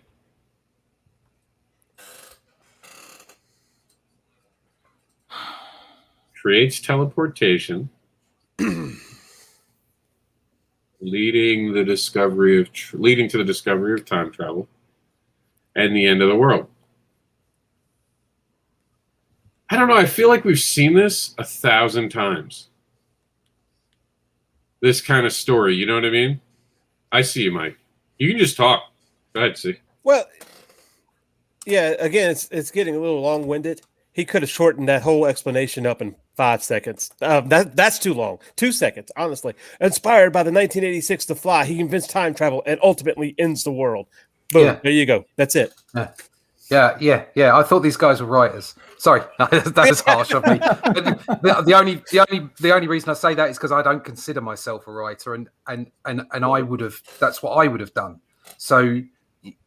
I don't know. It's very difficult, isn't it? People get so caught up in it, and I did the same thing myself. It's easier to look in from the outside, but yeah, I think you need to just be more concise in all these videos. Just get to the point. Get real people in, and exactly as Rob's saying, the elevator pitch is king. Yeah, remember this is crowdfunding. This isn't movie theaters. Yeah. Movie theaters are completely different. You have a big company usually behind you. Sundance trailers do not look like the polished ones later. Sundance trailers are all about the elevator pitch. See it with Clerks. They're quick. There's a talkover. Let me tell you, when you make it in the business, you can have one of these trailers and not explain. You don't even have to have words. You can just show a couple scenes. You're good. That's it. They'll come see your movie. When you're a comic book creator, telling me it's The Fly, I feel like I've seen that movie. Telling me it's time travel, oh, here we go again. And the first thing I can think is I'd rather be watching Rick and Morty. And I'm not even picking on the comic, but I mean, like, it takes my mind to other avenues. Like C said, if you'd sunk me really quickly at the very beginning with a good elevator pitch, I would have had my mind in a different gear. But now you're making me think, well, this is just like something else. What two things are alike in the picture? I think the trouble is, and I did this as well, is as soon as you get involved in video editing, suddenly it becomes, like you're saying, it becomes a cinema kind of thing. You're kind of thinking in a very cinematic, filmic way rather than in a pitch way, in an advertising or a comic book way, and it kind of takes you down the wrong road. And I did a long trailer, showed it to someone, and they went, "No, don't do that. That's not going to work." And so I took everything in that trailer and took it down to like 30 seconds, and that worked better for me. I had a story trailer, but that was after I'd already done the pitch trailer, and I've learned so much from that process and so much from other people, like shows like this, but also other people giving me advice. It's really important to get that trailer out to other people and other creators. If you've got an editor, run it past your editor, because they will be able to tell you where you're slipping up and where you can get to that audience far more in a far more focused way. Yeah, and T. Alley says they don't add to the comic if you're ready. You don't understand what the story is. As an animated motion graphics person, this makes it look poorly. And I hate motion graphics. Everyone in this room probably has heard me rant about how much I hate of motion, because it's a comic book. It's not meant to have motion. You want to do cartoons, God bless you. Tell me where to watch it. But if it's a comic book, treat it. And Marvel does this. DC does it. So I understand. I hate it. I hate it. Something I think he did have right was his presentation, as far as, and this is not my kind of style of art. It's not It didn't hook me for the style. But after I'd seen a few of the screens, it was full color. It was presented well. So there's lots of good stuff in there. It needs to be tightened. And D said, like Russ said, you got to have beats. Catch the viewer's attention in the first 3 seconds. Exactly. Give them a teaser. Like when like what JD does where he puts his logo up. I don't give a shit about your logo. I didn't turn a video on to see your logo. Don't start with a logo. Start with something. Start with a human. Start with a piece of art that blasts me right away. Like, oh, damn, look at that. And, and then give them a teaser in the next 10 seconds. Make them want more in the next 5. Give them a place to fit it in the next beat 7 seconds, and end with a visual and a link contact in the last 5 seconds, 30-second max. There's a company out there making these videos, and they're trying to make them look like they're Hollywood and all that. This is crowdfunding. You make something look a little too polished. People are suddenly like, well, if you're paying someone to make a video, why the hell are you charging me more for your comic than you would if I was at a table? And, I promised him, I said, look, you don't have to watch JD's video ever again. Mike has agreed to come back on the show. He says, as long as you don't watch that video again. The mouse video that you got kicked off during. And I'm like, it's funny because you got stuck, Mike, and your hand was up. Oh, my camera's still off. I didn't even realize. Your hand was stuck. I was like, Mike, you can put it down. I get it. Mike, put it down. I didn't realize his screen was frozen. I'm texting him, you okay, man? Your arm okay? So you missed out on this last video, but welcome back, Mike. I missed out. It's still choppy. I don't know if it's the more people's on for me on my iPad, it's more choppy. So I'm actually going to try to do it with my phone. All right. Because when everybody talks, it's real choppy. So it's got to be something. I didn't even know I was live. I've been live on there. I thought I was still backstage. For those who don't know, Mike lives right around me, and I wasn't picking my nose or nothing, right? For those who don't know, Mike lives near me, and I'm having trouble today as well, and so is Meredith in Florida. So clearly something's just going on. I think Meredith was saying it's getting windy outside. So, yeah, come back in on your phone, Mike. I'm going to kick him out so he can come back on his phone. All right, so we're going to keep moving. Unless anyone else had something to say about Flytrap. And then we see C just not paying attention to us. Look at him just looking away. Oh, there he is. He's back. All right, moving on. Oh, this is I'm going to look anyway. This is Into the Suck. There's no video. It's hard. Nice art. Oh, this is beautiful. My friend passed away from stomach cancer, who was the creator behind this. Keith Thomas, and CB Zane has done an amazing job. I mean, just heartfelt, dude. I hope you watch this and hear me. Thank you for keeping this going. This is his entire story as he wanted. He passed away on us now, what must be 3 years ago, and this has been going for 3 years. I know he's looking down from heaven and seeing that it's raised $16,000. We are not even talking about a trade yet. This is his entire story. Amazing art, like Russ was saying. Into the Suck sci-fi opera featuring Ursula Stronghold, a galactic pirateer with the looks of a supermodel but the attitude of a frat boy. She resides in part of the universe known as the Suck, a desolate area littered with remnants of the Great Civil War. What starts as just another contract job, go to Earth, abandon an Earthling, drop him off, and collect the payout, quickly spirals beyond her control.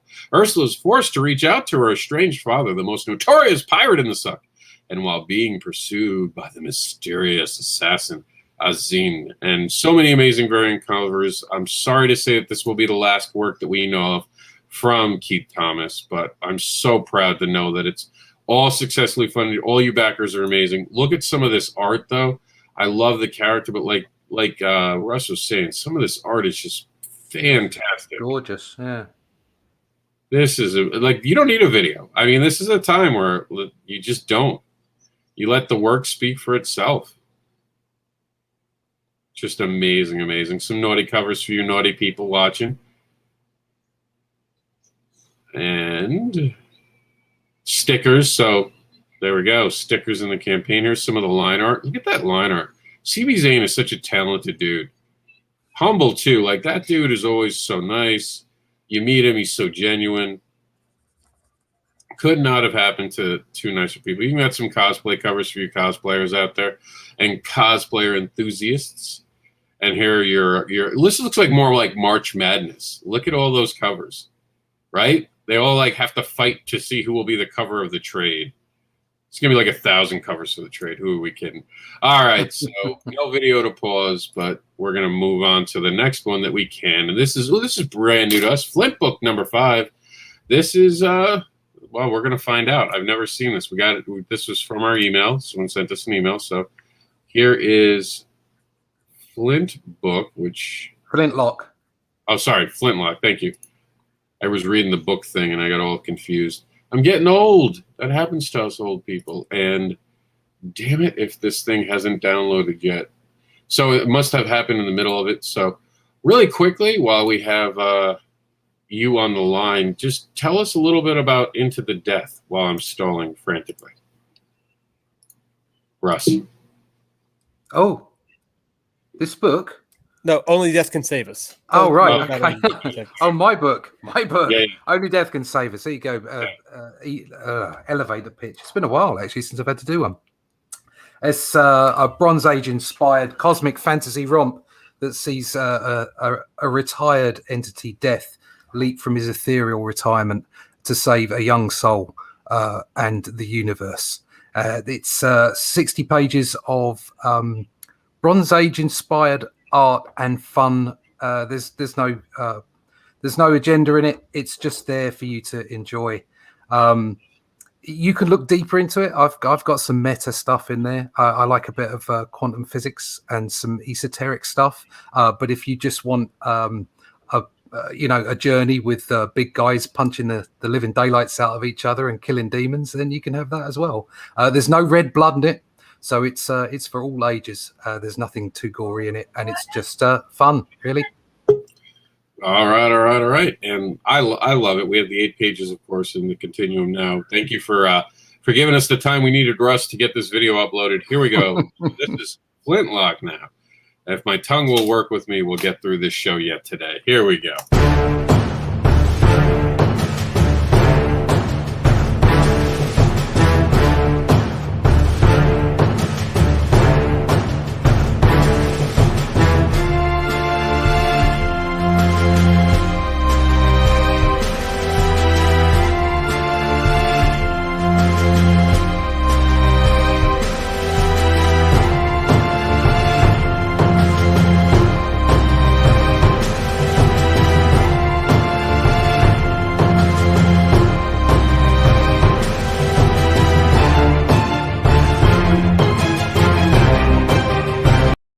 That was awkward, and Russ knows why I think it was awkward. It didn't tell me anything. It's awkward because I know the guy who wrote this, and he's a top bloke. And I almost worked with Time Bomb, but there was not enough about the story. There wasn't any characterization. So he said, "Join this, come back with us." Then they showed some great artwork, and then I got lost. Mm-hmm. So that's where I was really. I'd like to. I think I'll probably go and get a copy of this because the art looks really great, and I know that the guy can write, but that needs to condense a bit more and get us into some kind of characterization so that I'm hooked. Just exactly what was it earlier on? Was it Luke or was it Mike? When we were talking about the fact that it was a multiple, it was like the 5th issue or something. Right. It's like, no. You got to grab me now, not tell me it's one of many. Yeah. Because I gotta know what the story is. You just can't assume that I know what the story is. No. Because I don't know the story. Yeah. So, real quick, Luke did have to leave. He said goodbye to everyone. He wanted us to wish you out. Probably having internet stuff like the rest of us today. Bye, Luke. Seems to be it. Did the music sound familiar, Russ? Yeah, it did, didn't it? That's the other thing. Yeah, it's the same music as I'd used from a library on my trailers. I'm gonna have to change that music now, because everybody's using it. Yeah, it's like the 5th time I've seen that. It's a popular one. Sealy, what'd you think? Again, it's book 5, and I'm not vested enough to say I'm ready to go into book 5. And if you're leading into something, then just get me into the story. I mean, the art, actually, I like the art. Looks good. I like the background stuff. But it was like, and then I don't know if you can get to it faster. I think you can speed up I know we got technology where you can flow a lot quicker than like dun dun dun dun dun dun dun dun dun dun. It's not that epic that it needs to be that slow. It plays very little into the story to go, I'm slowly showing you the book cover kind of thing and stuff. So and so move past that, get me into what it's about. And again, tease me. See, and I was really impressed with the artwork, and I didn't mind it so much. But then I was like, is there going to be voiceover? And again, that just goes to my habit of seeing it twice. I watch it the first time, I listen to it the second time. It didn't bother me so much that it says book 5. I would be curious to know if it was a standalone, if I could get just that, or do I need to get a catch-up pack, which then, in my head, I'm thinking, okay, do I have the budget for that? So, those are things that would, so that would be things that I would look at. I would look at the campaign though, because of that, but the video itself, a little voiceover goes a long way. Yeah, it does. Yeah. That I would look at. At the campaign though, because of that, but Sorry, the video itself. I'm trying to. Dee had asked. I'm everywhere. what Russ's link is, so I'm trying to see where she actually did it, so I can give it to her. We put it in our chat on YouTube. Go ahead. Thank you. You can also find me at www.onlydeathcansavus.com. There is a link there to the Indiegogo campaign, and you can find out more about the book as well. Perfect. All right. Yeah, I wanted to make sure we got that out there. Yeah, I think it is important if you're going to do multiple books. Like, for instance, I'm going to be coming out in the summer with my second campaign for the second book in the series. And somebody did ask me in the first campaign, do you have to buy all the books? And I would prefer it if you did. But the idea would be just like the old comic books. Like, you could go and pick up a Spider-Man comic. Yes. And eventually you'd kind of find out what went on before, but it was about the story that happened in that book. So, I'm trying to make the 3 books so that if you just wanted to pick up one because you like the look of it, it's got a not a cliffhanger, but it has a lead into the next book. But if you don't read that last page, you can just enjoy the book completely uniquely on its own because it's a romp, it's a story, and that's the trouble with having multiple books. I think he needs in that to make it clear and say this is one of 5 anthologies we have out at the moment. It's a continuing story, but this book is about this, and you're gonna you can enjoy it on its own, so that people get the choice and they feel like they can jump in and go get the other books at their leisure if they want to. Yeah, I'm a big proponent of that because when he said that about Spider-Man comics, I'm a big proponent because as a kid or when a young adult, I didn't have money to get every single issue, but I knew even if I picked up one 5 months later and then could go back and buy a previous book, I still got a standalone story and it had connective tissue to it, but that made you go, oh, let me go read the past because it kind of touched on it, but I couldn't read it, but I still got a complete story, and that was still kept me into it and say I become a fan of this character, not because I could read the story and see how he took care of this particular incident that he had, but I want to find out more because they said something about it in the past. All right, guys, you got a few more for today, and we're just about out of time, so it's perfect. We can take a few minutes to get this. I think this is Whittaker. Am I saying that right? Whittaker, maybe? Whittaker, that can work. Whittaker Knox book 2. Let's check it out.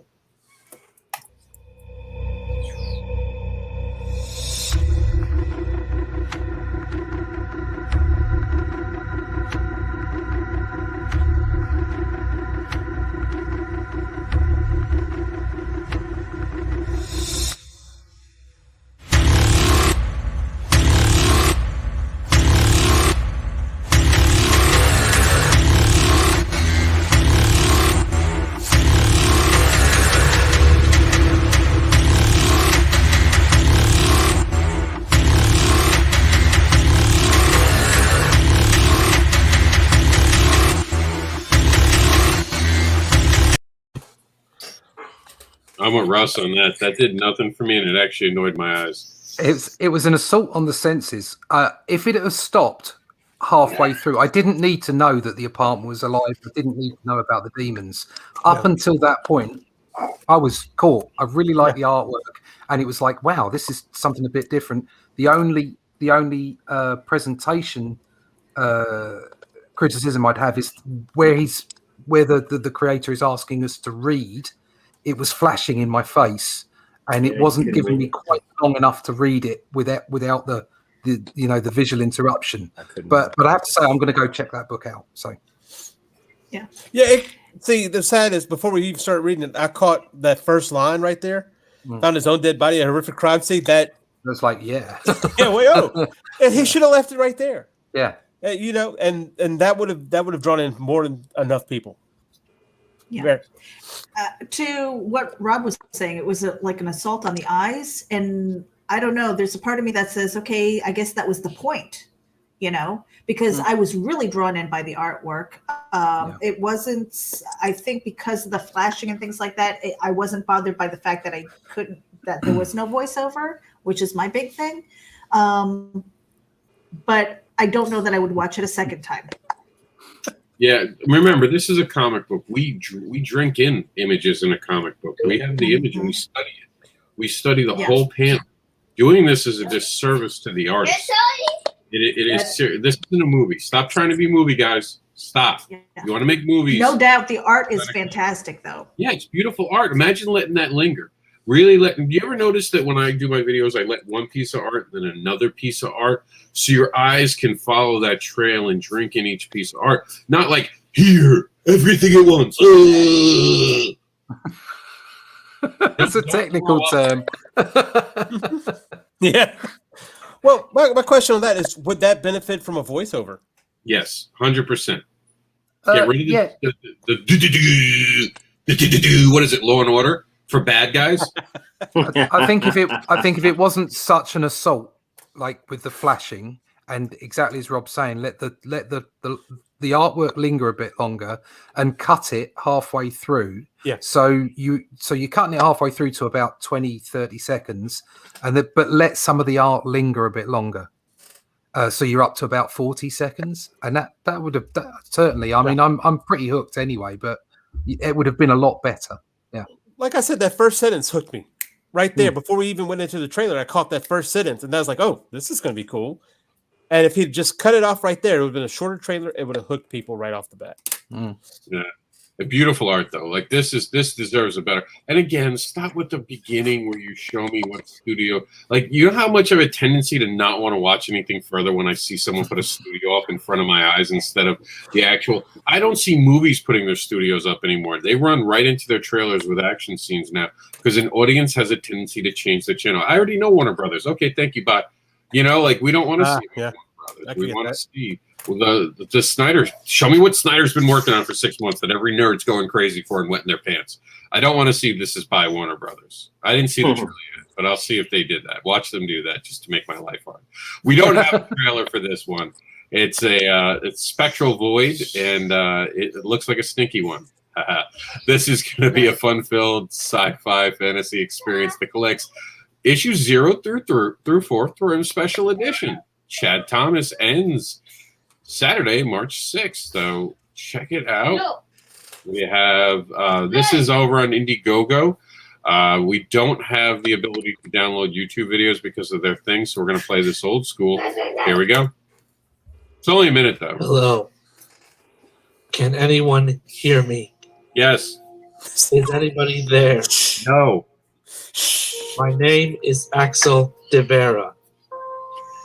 I'm the most powerful being on the face of the planet. That's self-assuming. I've been captured. My powers have been neutralized. And what they're doing to us, it's unspeakable. If anyone is out there, if anyone can hear me, please. Hold on, I gotta call 911. I'll be right back. Go ahead, it's over. I think we're all in trouble if he's the most powerful being and he needs help. I don't know. Like, I wanted to call 911. Like, I really felt like I thought he did a great job. Like, although it did feel like we were getting like this tiny little dude. Like, all I saw in my head was like the guy from Family Guy, with the redheaded neighbor. Oh, guys, stop doing that. Like, that's all I thought in my head. He kicked ass. That's for some reason that just came to my mind. But he hooked me. That was a good voiceover, I thought, considering it made me uncomfortable. Like, I was like, shit, someone help this dude. Why are we still watching? Someone call 911. Go ahead, Meredith. Spew your hate. I know it's coming.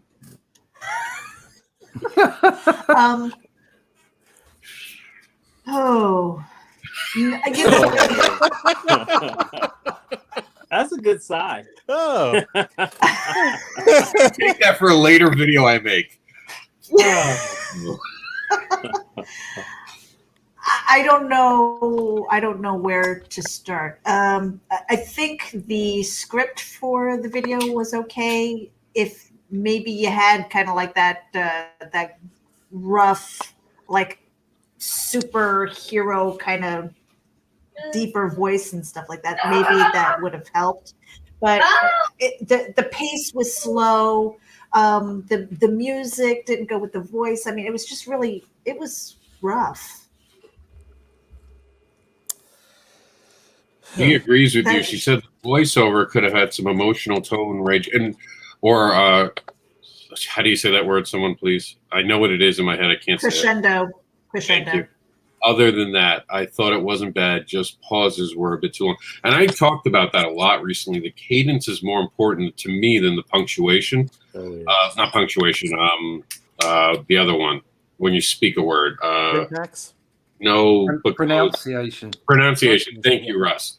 You can mispronounce a word, but if you say it the right way, they'll just review it as an accent thing, possibly. But if you don't have that tonal thing, it can erupt, and people will have tonal issues with things. And we've seen that a lot in these videos where people are like, to me, he made me terrified. So I thought it fit, but I definitely hear everyone in the room. There wasn't strength in it. You would think that Superman, how to put, I'm just going to say it, and I love Alex, but Superman, you wouldn't want to hear sounding like a bitch if he got captured. And there is that kind of moment where you're like, dude, you're a super being, do some shit. Well, and I think the thing is, because knowing what this book is about and what it addresses as far as the mental health is concerned, I think that's why he was going for that weak tone. But we don't know it. Yeah, exactly. It needs to be weak, but it needs to be desperate. Yeah. I don't, something. I liked it because I know that. And right. And I forgot about that. I know where this is grounded. And I didn't realize once coming in as a fan of the work, it changes how you look at it.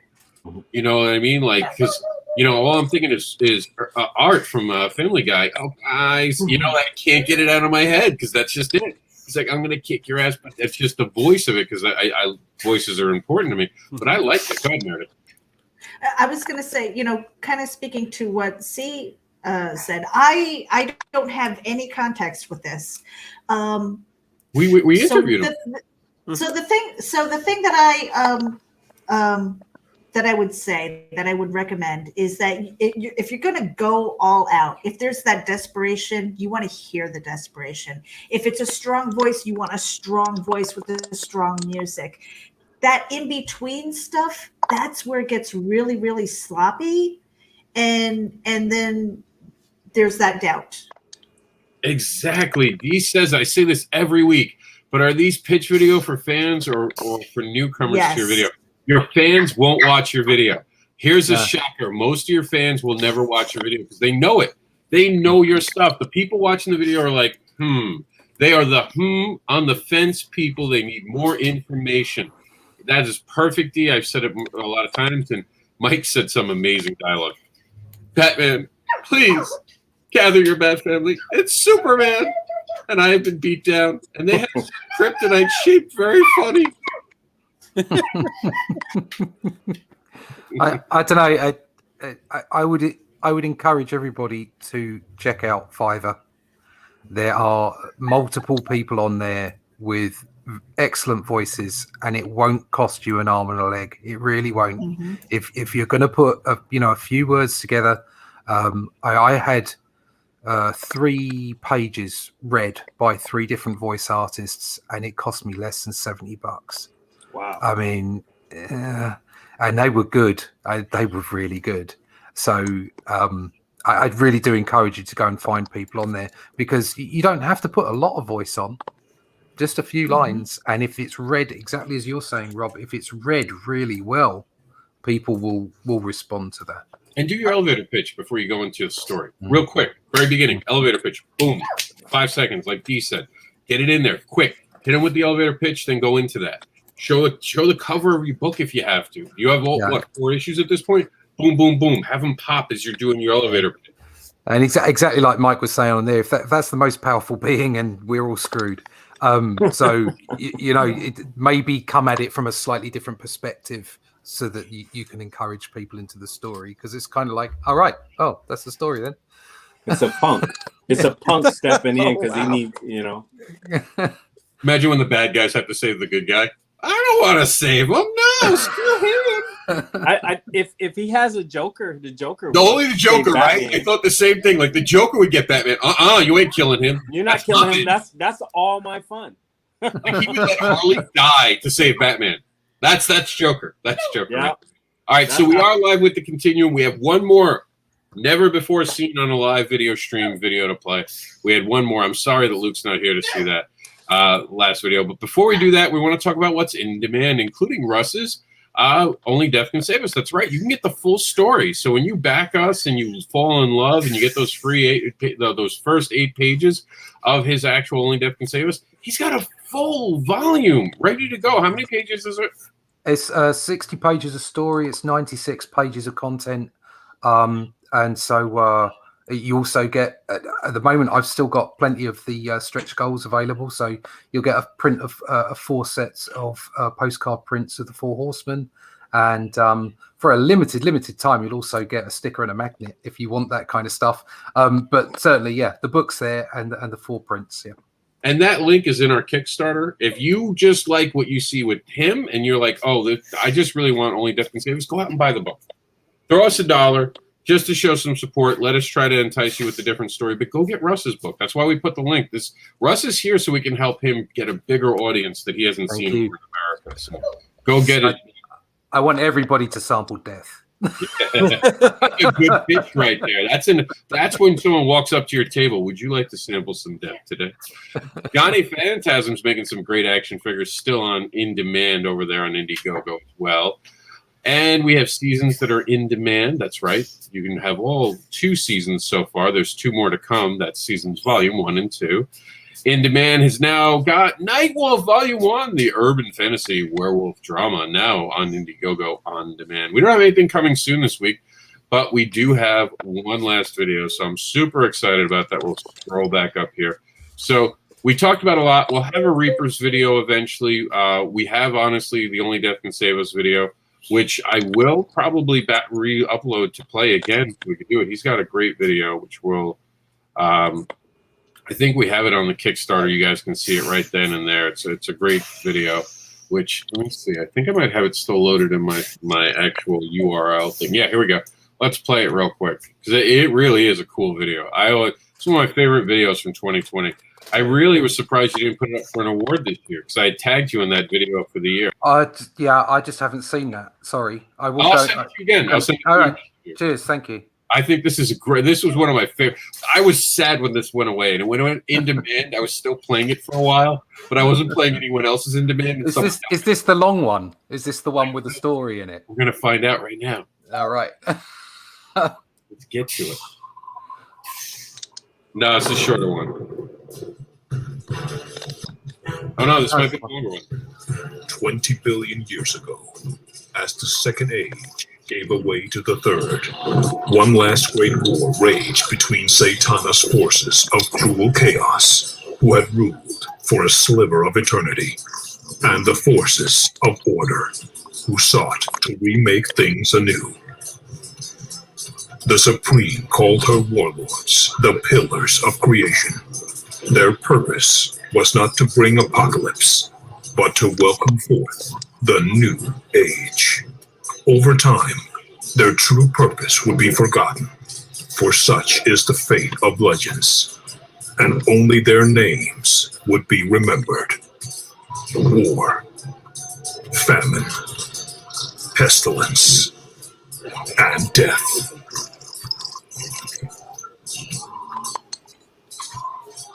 Damn, I love demons. Wretched things. You preach to the converted, brother. Their vile number seems limitless. 6,666 by my count. They have numbers, aye, but their arrogance will yet be their undoing. Mark my words, brothers. They speak true, Sister Pestilence. Even now, my mistress builds a prison to house them. A prison of love. She also knew that we lead them there. This is the word. Then let us draw succor from it. And thus it came to pass that the third age began with the vanquishing of evil and the renewal of life. But evil is patient. It clings to the dark places and waits for its moment to strike. We shall know glory this day, my brothers. What was won that day was a battle, not the war. That would come later.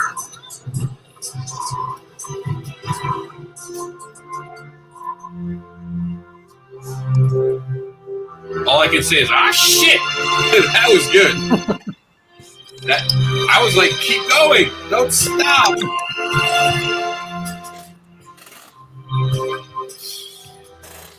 Just like she said, keep going. There we go.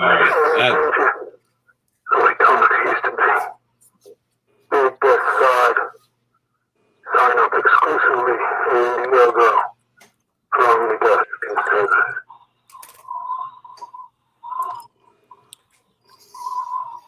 Now all I have to do is wait for Meredith to go on vacation so I can steal her copy.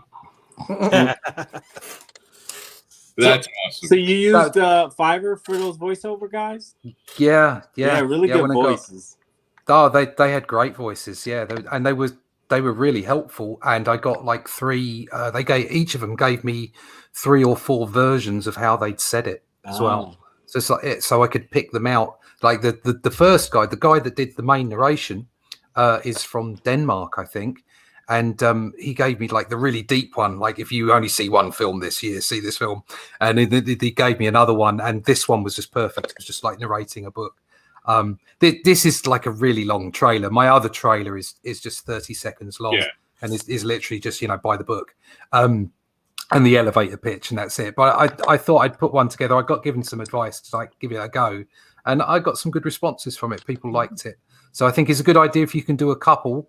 But definitely you do need that elevator pitch one. So yeah, I mean I can say this, but I like the black guy's voiceover too. Yeah. And I got that he was a black guy, and because just the tone of him, kind of. Oh, he had a wonderful voice. Yeah, deep and silky smooth. Yeah, like the one woman sounded like the girl from Siri, though. I was like, is that my bitch Siri? Cheating on me? Is she stepping out now and doing commercials? All right, so we have one last big surprise for the end of the program. We have the video for Wolf. Ooh. So this has not been seen. Actually, just finished getting cooked today. So check it out. Tell me what you think. Let's see if anyone hits back or pause. In the middle of the U.S., there is a small city called Jax, once protected by a duo of inspiring protectors. But in recent weeks, something has changed. The duo has seemingly split their partnership in the city in half. Tonight, criminals have made the mistake of trying to escape into the Wolf's territory. A mistake they will come to regret.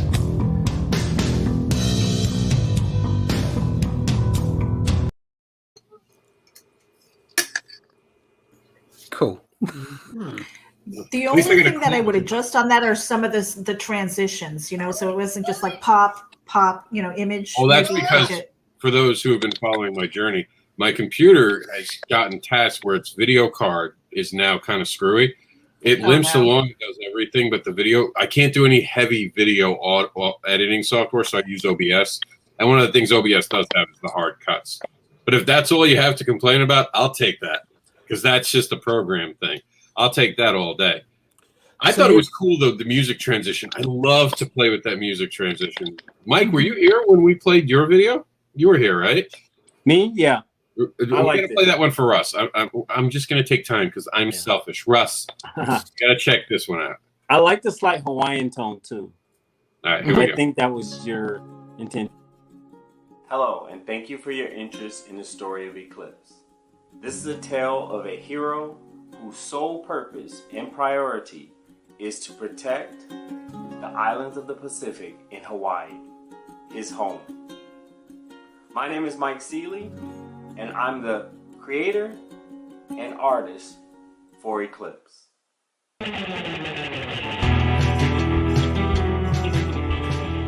In the wake of tragic events, a super-powered being has become a person of interest. With his intentions being unclear, bringing him in may be the only choice to keep the Hawaiian Islands safe. Can Eclipse be trusted, or is he hiding his true nature? One that has the potential to burn down the Hawaiian Islands he calls home. The story of Eclipse is a catalyst to introduce a universe with the sole purpose of evoking excitement, wonder, and interest in what we all have grown to love in our favorite superhero comics and movies. Thank you for watching this video, and please consider backing, sharing this project to all your social media sites. In a million years, I can never make my voice sound that friendly. Nothing I could do. Nothing I could do in life to make my voice sound that. I like that. They got straight into what it was about. I enjoyed that, and the art's really nice, mate. I like that. Thank you. Thank you. Yeah. Is that actually part of the anthology as well? Yeah. I'm sure I recognise something on the front cover from that. The Lucky guy. Yeah, Lucky. Yeah. That's actually his name, Lucky. Lucky. Yeah. See, all that information that you could get from that video, it was all there out in front. It was great. Yeah. That makes me feel good. And you always wonder, because sometimes when you're so involved with the project, you know the backstory, you know everything. So when somebody watches a video and they have no idea, you're trying to convey as much as you can or catch people with little bits that they can actually kind of retell you, oh yeah, I noticed that guy, I noticed that character, and you almost you knew his name kind of thing. So it's obvious, but a soft coercion kind of thing. Yes, it's not too in your face. No, that was great. There was lots of information there, and it wasn't an assault on the senses. It was good. Thank you. And we always talk about it on this show, and I'll pass it to you in a second, Meredith. You can take a horse to water, but you can't make it drink, but you sure as hell can drown it. And a lot of creators try to give you too much, and they drown the person watching. Like that senses thing. You made me feel sick. I was done, and I don't like horror. But that story had something. And I watched the first video the first time they were around.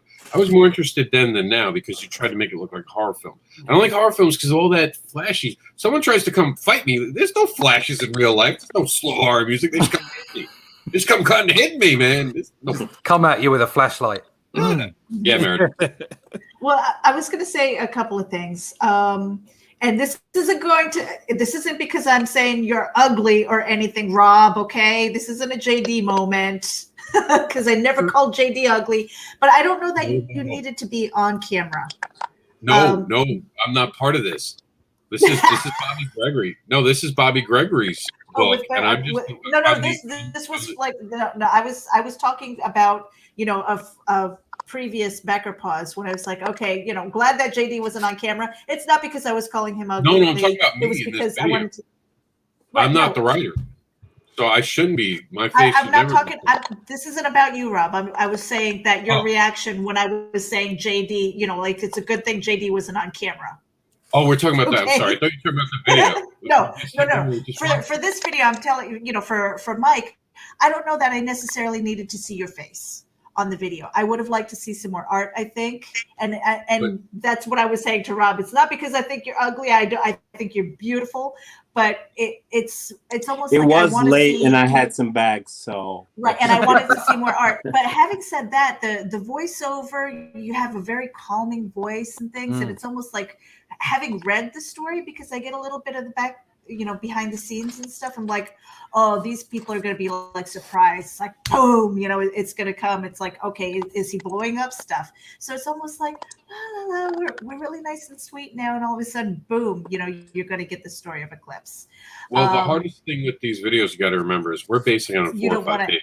Right, and you don't want to give too much away. But the voiceover also, I would have amped up the volume just a little bit, because I felt like it was straining. And I know it's hard to find that sweet spot. Right. So that it's just enough over the music without either one canceling the other out, as far as like what I'm hearing. That's just how Mike talks. Mike's got a very soft tone. Yeah. I have him repeat things in restaurants constantly. He knows it, because we go out to eat, and I'm like, "What'd you just say?" Because like he does. He's a very soft-spoken person. And I know you can turn the volume up. Again, video software. You want to buy me a new computer, Meredith? I'm all. Christmas is coming again. My birthday's coming again. But it's seriously, when I get a newer computer finally, and I get everything goes back to normal. Are you an Apple guy or are you a Microsoft guy? I'm Apple because of all the creators in our field who are Apple. 90% of people use Photoshop, use the Apple products. And when I switch to Apple, I'll tell you, it makes a difference. It is a lot more seamless to take files from this than it is Microsoft. And I don't have to deal with the updates, and I don't have to worry about antivirus. Honestly, Apple's great with that. Half the problem Microsoft is that. I do want to talk about these things, but you were going to say something, Meredith. Yeah, I was going to say the other thing is also because these are little bits and pieces of stories, of greater stories to come. It's really hard to make these videos. I'm struggling with it right now for Reapers. I've got an idea of what's going on, and it's got to be short. It's going to be like 20 seconds, 30 seconds max for the greatest impact. And then, the struggle also is, how much is too much? How much do we want to reveal before you're like, seen it? Because we talked about that earlier with the trailers. It's like, have I seen the best parts of it? And you don't want to give too much away. So I am struggling with this. Do you think at all what when you watch the video about mine, you get too much or too little? I think it's just enough. The only thing that I had was, again, when I'm watching it with my eyes open, I like the visuals and stuff. Again, I didn't need to see you because I want to focus on the book. So that's where that comes from. As far as watching it with my eyes closed, I almost struggle to hear you. So I think that's just an editing thing where we could just amp up the volume a tiny bit and it would be fine. All right. So it's more of a technical thing.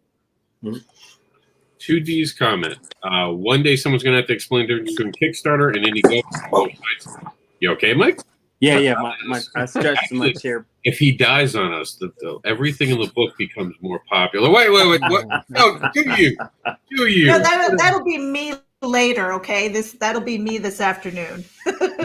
She'll talk about it in just a minute as we say goodbye. But I do want to answer this. Okay, so here's the easiest explanation for this: never use a GoFundMe. Use a GoFundMe or a joke in this community or industry, depending if Chuck is watching, what he'll call it.